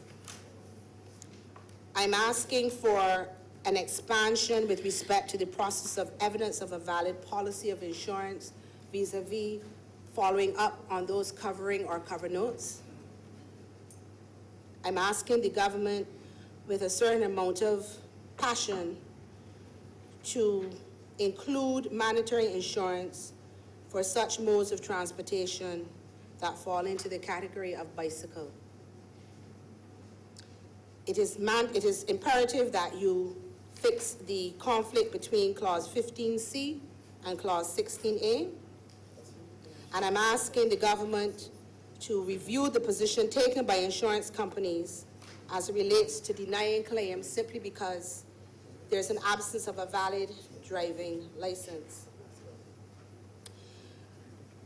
I believe there's time to get all of this done before this legislation becomes law, because based on the commencement clause 38, it is to be passed by proclamation. So there's time to fix everything before we pass this legislation, and I believe that there is need for it to go back to the drawing board, Mr. Deputy President, to fix the anomalies, errors, inconsistencies, and all that is wrong with it.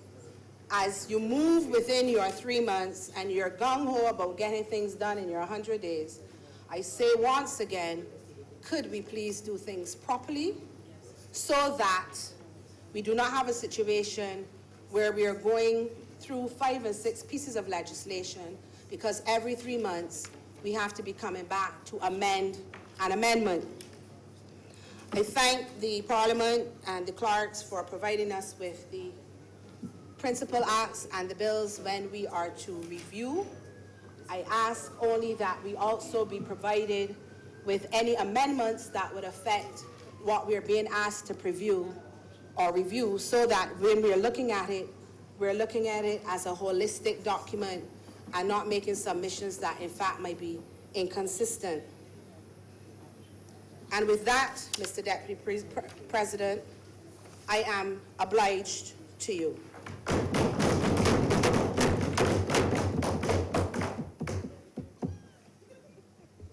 Thank you, Senator Tate, for a very insightful and impactful contribution. And at this stage, I recognize Senator Sands. Thank you, Deputy President. Good afternoon, Deputy President. Good afternoon, Honourable Senators.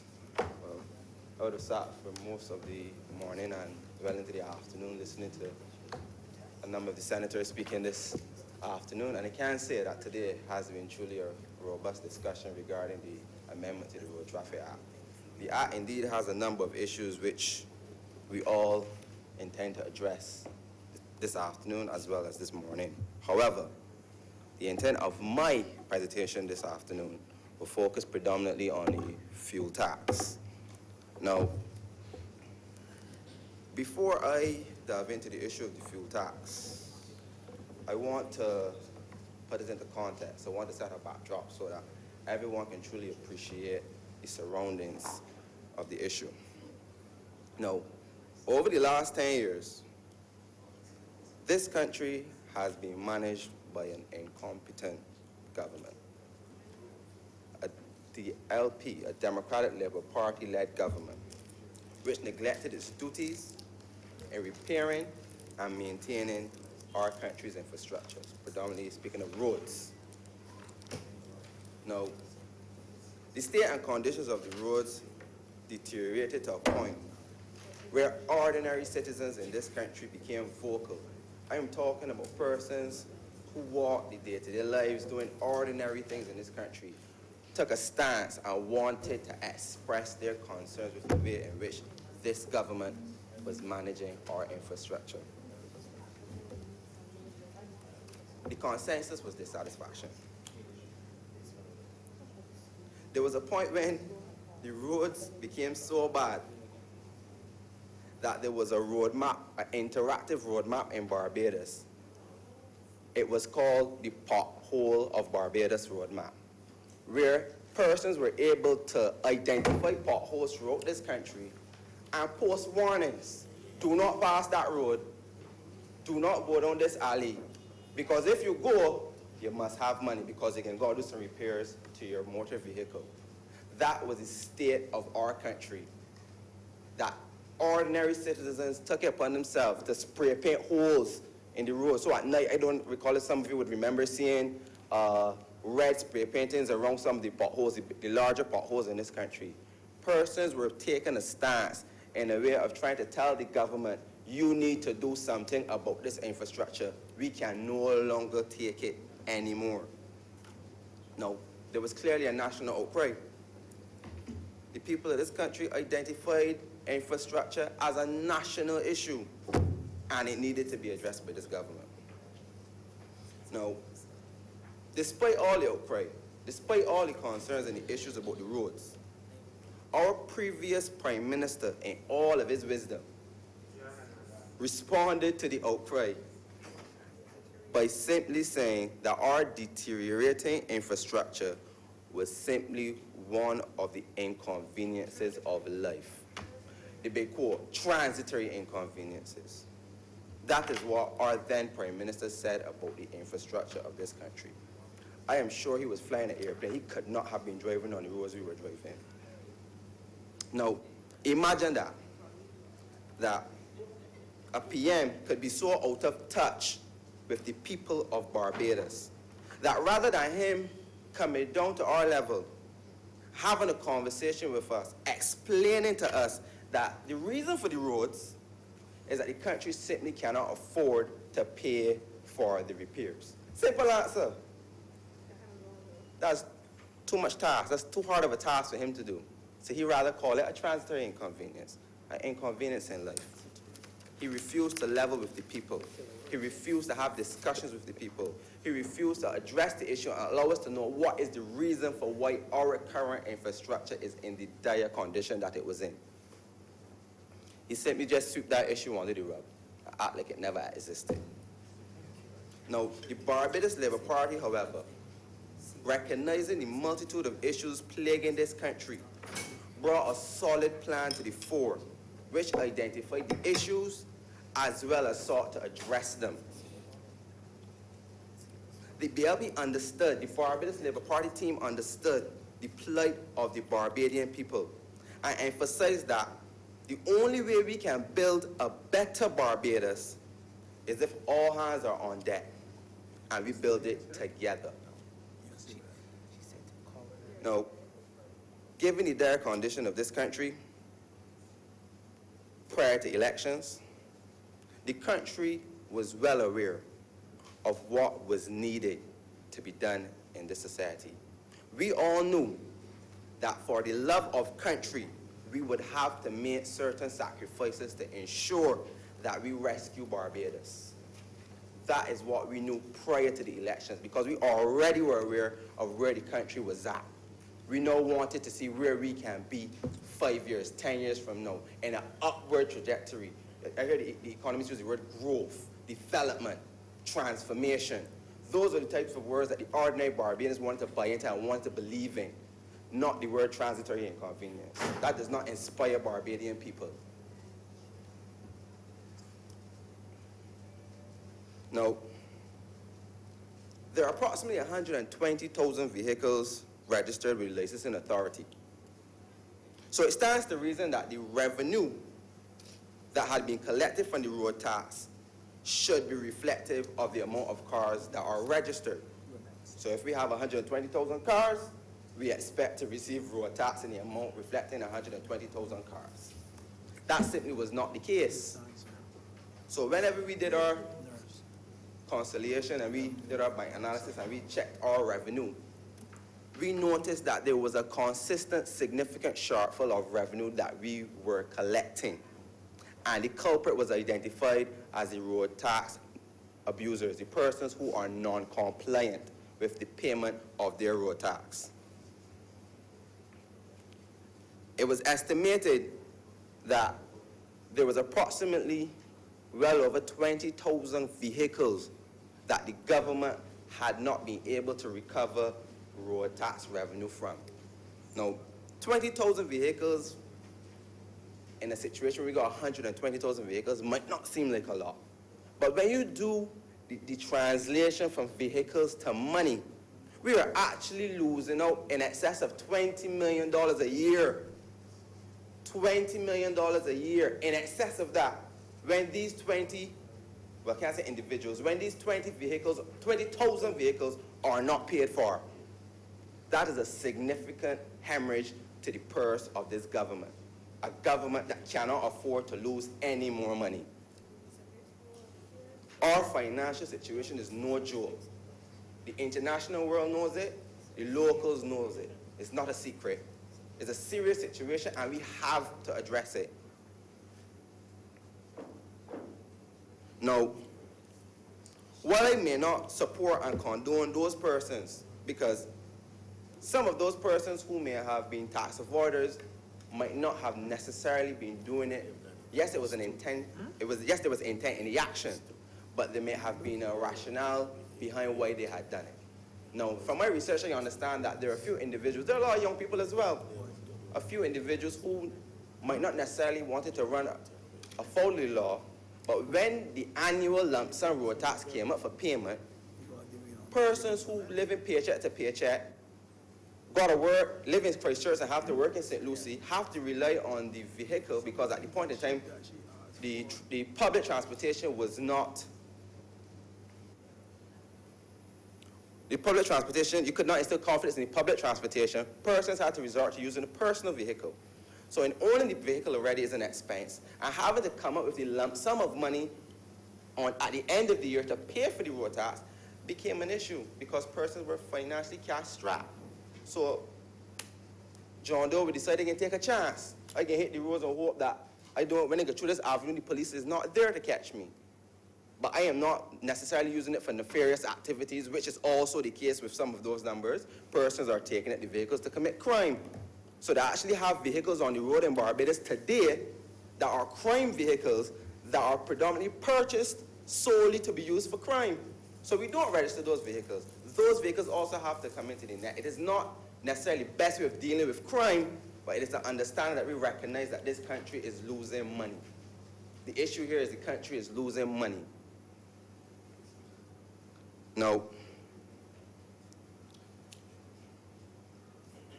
in light of this backdrop, in light of the fact that we understand that many persons out there who simply could not afford to pay the lump sum of road tax. The creative beast within the Barbados Labour Party started to generate magical thoughts, started to let its creative juices flow, and came up with an idea, which in my mind I can't support, and that is why I'm on my feet. They came up with the idea that we would remove the road tax. We would remove that lump sum payment that you would have to pay on an annual basis and replace it with a fuel tax. Now, I've heard some of the honourable senators this morning and as well as this afternoon suggest that the tax is not quite equitable because of the wide-reaching nature in terms of who and what machinery it would affect, that it supposedly would only affect, that supposedly would affect machinery that would not even be on the roads of Barbados. So I can't accept that point. But I ask you to also accept the point, given my backdrop, that this country is cash-strapped. And we all agreed that we need to save this country. So we all must take a step towards contributing to what this country needs, not what this country wants. It's what this country needs. And this country needs for every single individual to put their hand to the plow and help resuscitate Barbados. So it is not necessarily a money grab. This government is not going to unnecessarily catch at persons' purses because they want money. It is because we need the revenue. We need to put ourselves back into financial stability. If we don't do it, we will be doing just like what the Democratic Labour Party government did, which is to kick the can along the road in hopes that somebody comes and rescue us. But the Barbados Labour Party government took the initiative. It might not have been the favorable choice of many, but it's a choice that if we give it the opportunity, the 6 months, as I heard Senator McConney ask for, the 6-month time period to see how it goes, we might then be able to judge it and say whether or not it is another NSRL tax, a tax where you just tax me for no reason, generate funds, and never use it or use it for something that we don't know about. Give us the opportunity to see that tax perform. Because I know full well that many persons may not necessarily like to pay taxes. Fine. I think that is an agreement amongst many persons. However, if I pay a tax and you say to me that the purpose for this tax is to fix roads, and I pay for my taxes and I do not see where my money has been spent, the money I've paid towards taxes has been spent, then I would be annoyed. We are not at that stage yet to make a determination as to whether or not the money generated has not been used for the rehabilitation of the roads. Give us that opportunity. I wish for the day when I can drive from Sheraton Center straight along Colmarock Road, and I feel as though I am in midair gliding down. A smoothly paved road is what I wish for. And that will happen if we give this government the opportunity to generate the much-needed revenue to do the job in which you elected it to do, transform Barbados. That is all we're asking for.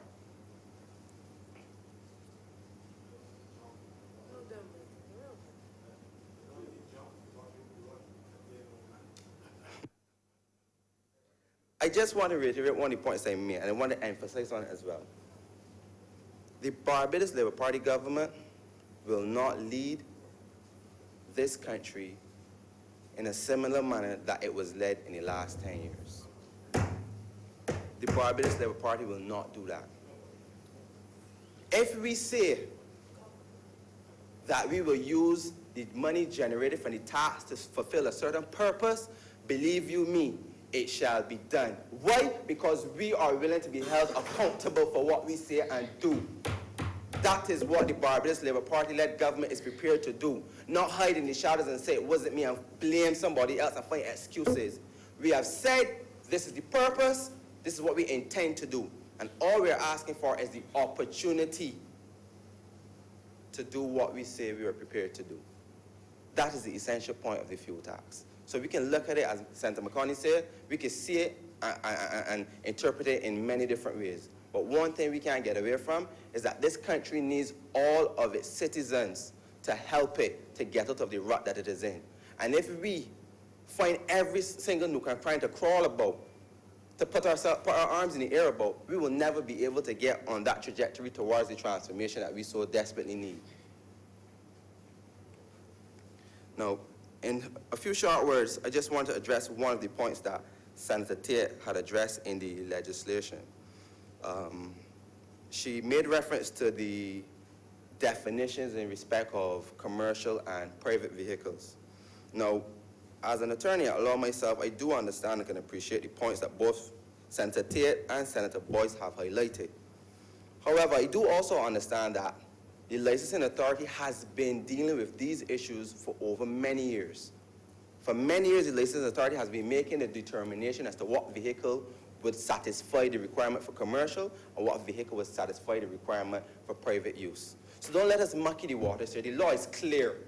There is no issue in interpretation. The law has been written clear. Let the licensing authority now do their job. When persons go into the licensing authority, I am 100% sure that the issues that have been highlighted here will not show up itself at the licensing authority. I can rest assured in that. And Deputy Speaker, I believe is at this stage, highlighting everything that I have done regarding our economic situation and the way in which we need to take our country, that I will support this measure, support this bill, and I'm obliged to you, sir. Thank you, Senator Sands, for your very passionate contribution. I now recognize Senator Nurse.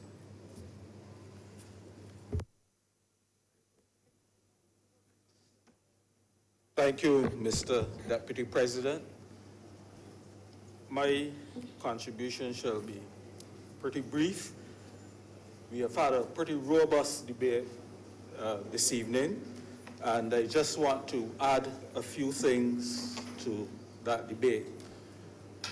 First of all, let me say that I am in agreement with the fact that this is probably going to be a more efficient way of collecting the taxes. But that being said, I would just hope that all of these various collectors of this tax will be as efficient in turning over that tax to the government. We heard in a debate here in the Senate some time ago, the fact that of how much other taxes were being collected by and not being paid over to the government. And so I would hope that having changed this method of collecting of this tax, while we are looking to improve the efficiency because obviously the enforcement hasn't been working, I would just hope that it does not create that other situation where the tax is collected but not being paid over. That being said, I just want to look at a few other efficiencies. I mean, mainly the Transport Board. And we would have heard earlier today Senator Haynes speaking and mentioning to the fact that the subsidy to what the subsidy to the board was, what the operating cost of the board, the Transport Board was, and the substantial deficit that was being created on an annual basis. It is something that is obviously not sustainable. And I would like to suggest that this government, as it goes through the whole process of restructuring the economy and of doing all the other things that they have now agreed to do under the IMF staff agreed program, will seriously consider whether or not the time has come to privatize the Transport Board. I am not that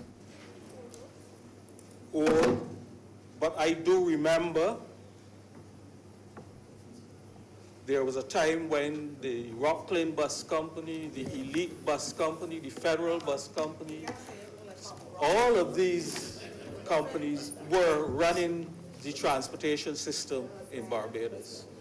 We know right now that that a large portion of the transportation system is run by the private people.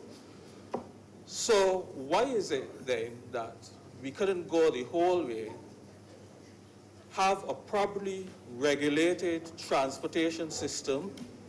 You have the Transportation Authority, and that the routes be probably concessionaire out to various people. There's the opportunities for, obviously, it would mean that there would be a loss of employment because of the closing off of the transport board, but you have the opportunities for these same people to be part of that whole new transportation process. So I see no reason why we cannot have a look at that and see how that can best fit in to the overall government's stated objective of being as efficient as possible. And there's no reason why government has to be running a transportation system anyway.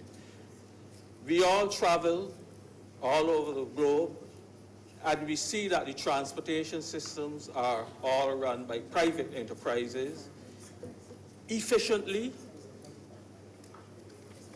and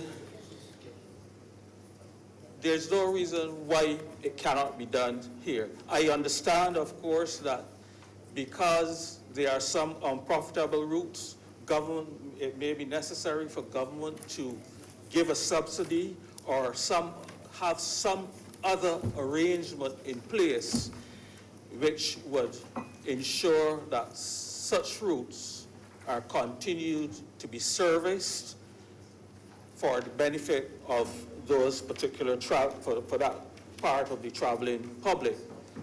But I think that government has to look seriously at that and try and dispense with it. Same way as how the proposal, there's been a proposal, for example, to take the tourism authority off of the government's books and to privatize that. And I think that a good job can be done in a similar way with the transportation, with the bus transportation system as well. I just want to look at a few other issues that concern me on the highway. The whole issue of vending. I am really concerned, and I should let me on the outset say that I have no issue with vendors. I have nothing against vendors making a decent, honest living. But I think that we also have to take that in the context of our overall environment, how it is treated, and that there has to be some sort of organization of vending along the highway. It is really now becoming unseemly. You drive along the ABC highway and some other roads, and you see the mountains of coconut shells and mountains of garbage and disposed cartons and so on. Now, we as a country with our main revenue earner is tourism. Not suggesting that we should be doing these things because we have visitors. It's important, obviously, but I think that if we make sure that we do things to improve our own environment for ourselves, then we don't need to worry about doing things because we have tourists coming to Barbados. So I would like to see, as part of government's overall policy, some policy for the orderly organization of vending along the highway. And I know that a previous administration, I believe it may have been a previous Barbados Labour Party administration, or I don't remember which one, that had actually had proposed that there be certain sections on the highway which would have been specifically assigned or allocated for that type of vending activity. And so, again, as part of enhancing our environment, as part of keeping the highway in a decent and pristine condition, I would suggest that government can go back and relook that whole policy and develop a decent and sensible policy for vending, not only along the ABC highway, but that is becoming a big issue, but also in Bridgetown, when you walk along the bridge and so on, and you see all of the discarded cartons that are left on evenings and so on. We need to be able to do something about getting that situation corrected. It's really getting out of hand at this stage.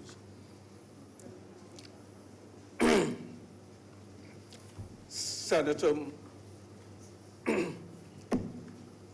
McConney, of course, and I was very pleased to hear you mention the fact that government is looking to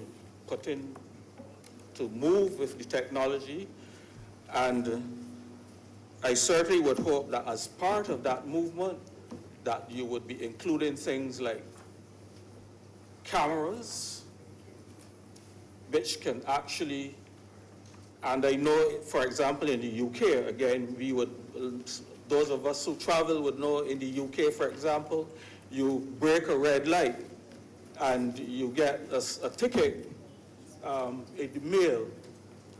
You speed along any of the highways and you get tickets. And so the technology is there that we can use it. You could collect some more revenue as well for all of the ones that because we don't have the resources to police all of the streets in the country. But these are the ways and means of using technology, not only for collecting the revenue itself, but also for, as part of our security system, as part of making the whole transportation and management a more efficient process.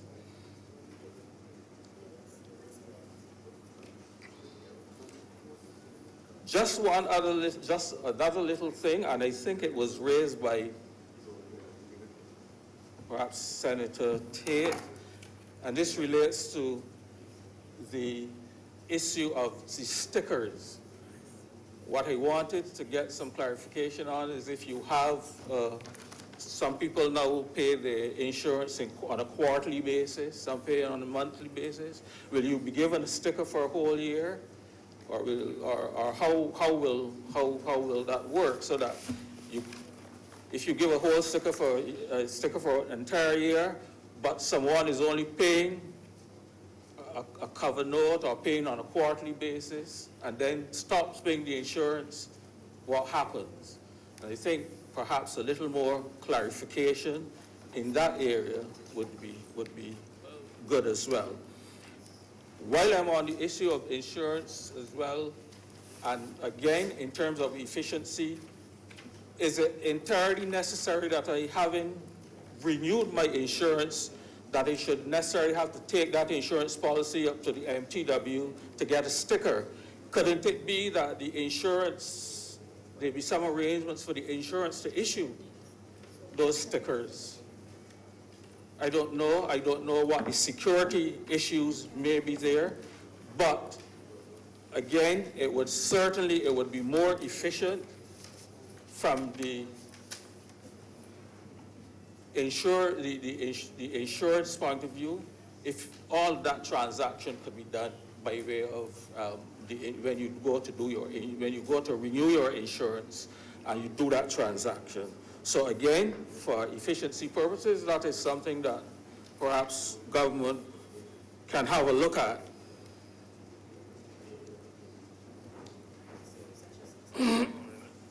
Excuse me.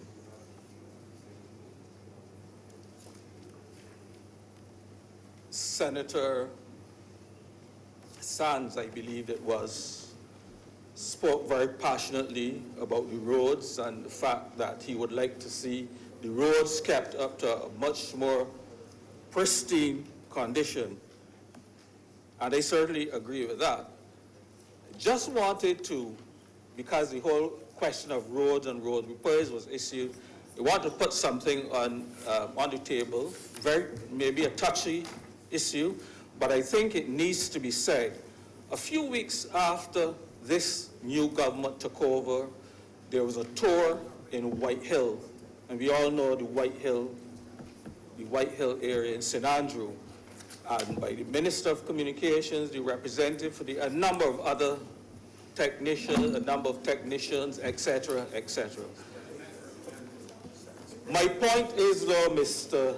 Deputy President, that I think the time has come, because this is not the first time that we have had the issue to deal with in White Hill. And White Hill is really a geological problem more so than an engineering issue, because an engineer can fix any problem, really. The point I want to raise, though, is the cost of repairing that road, and whether or not it may not make sense, may not be worth considering at this stage, if it may not be a cheaper alternative to replace the residents in that area. Residents have been moved from that area and we've been recited previously. So this is not the first time it's being done. And we can't continue to do this all the time. There have been suggestions that when you move out a set of people from the area and you recite them, then some others come in and you have the same situation all over again. And I think government needs to carefully consider whether or not the amount of money which will be necessary to sink into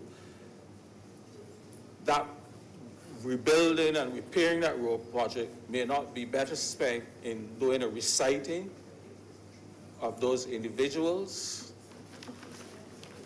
so that from an efficiency and from an economical, certainly from an economical perspective, the government's money may be better spent.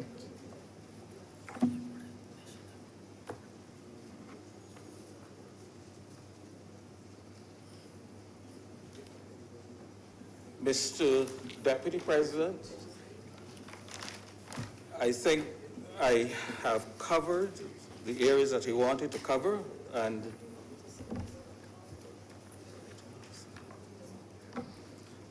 just to mention the last thing, and this relates to electric vehicles. Obviously, they are not covered, or they're not going to be affected by the fuel tax. And at this stage, I have no difficulty with that, because I think perhaps it may be a good thing that if it were to cause people to move from fuel vehicles to electric vehicles or to natural gas vehicles, because I think that way we would be also it would be solving some of our environmental issues in terms of the carbon emissions. And I think that while over time we may have to find some way of bringing the electric vehicles under this, so that, because obviously they use the roads as well, and therefore there should be some contribution from those such users towards the upkeep of the roads. I think for the time being, I would go with that and encourage more electric vehicles on the road. And so with those few words, Mr. Deputy President, I'm obliged to you. Thank you, Senator Nurse. Cool, calm, and measured contribution. I know that there has been some call for clarification on some sections and also need to relook and so on. So where do we go from here, Leader of the House? Mr. President, I beg to move, I know we've had a full day, I beg to move that we postpone further discussion on this matter for today's sitting. The question is that further consideration of the bill be postponed until For today's sitting. for today's sitting. I'm coming over, please. Question is, all those in favor, please say aye. Aye. Those against, please say no. Methinks the ayes have it. Mr. President, this brings us to the end of government's business for today, and I want to beg to move that this honorable chamber be now adjourned until October the 17th, 2018 at 11 a.m. 17th, 1/7.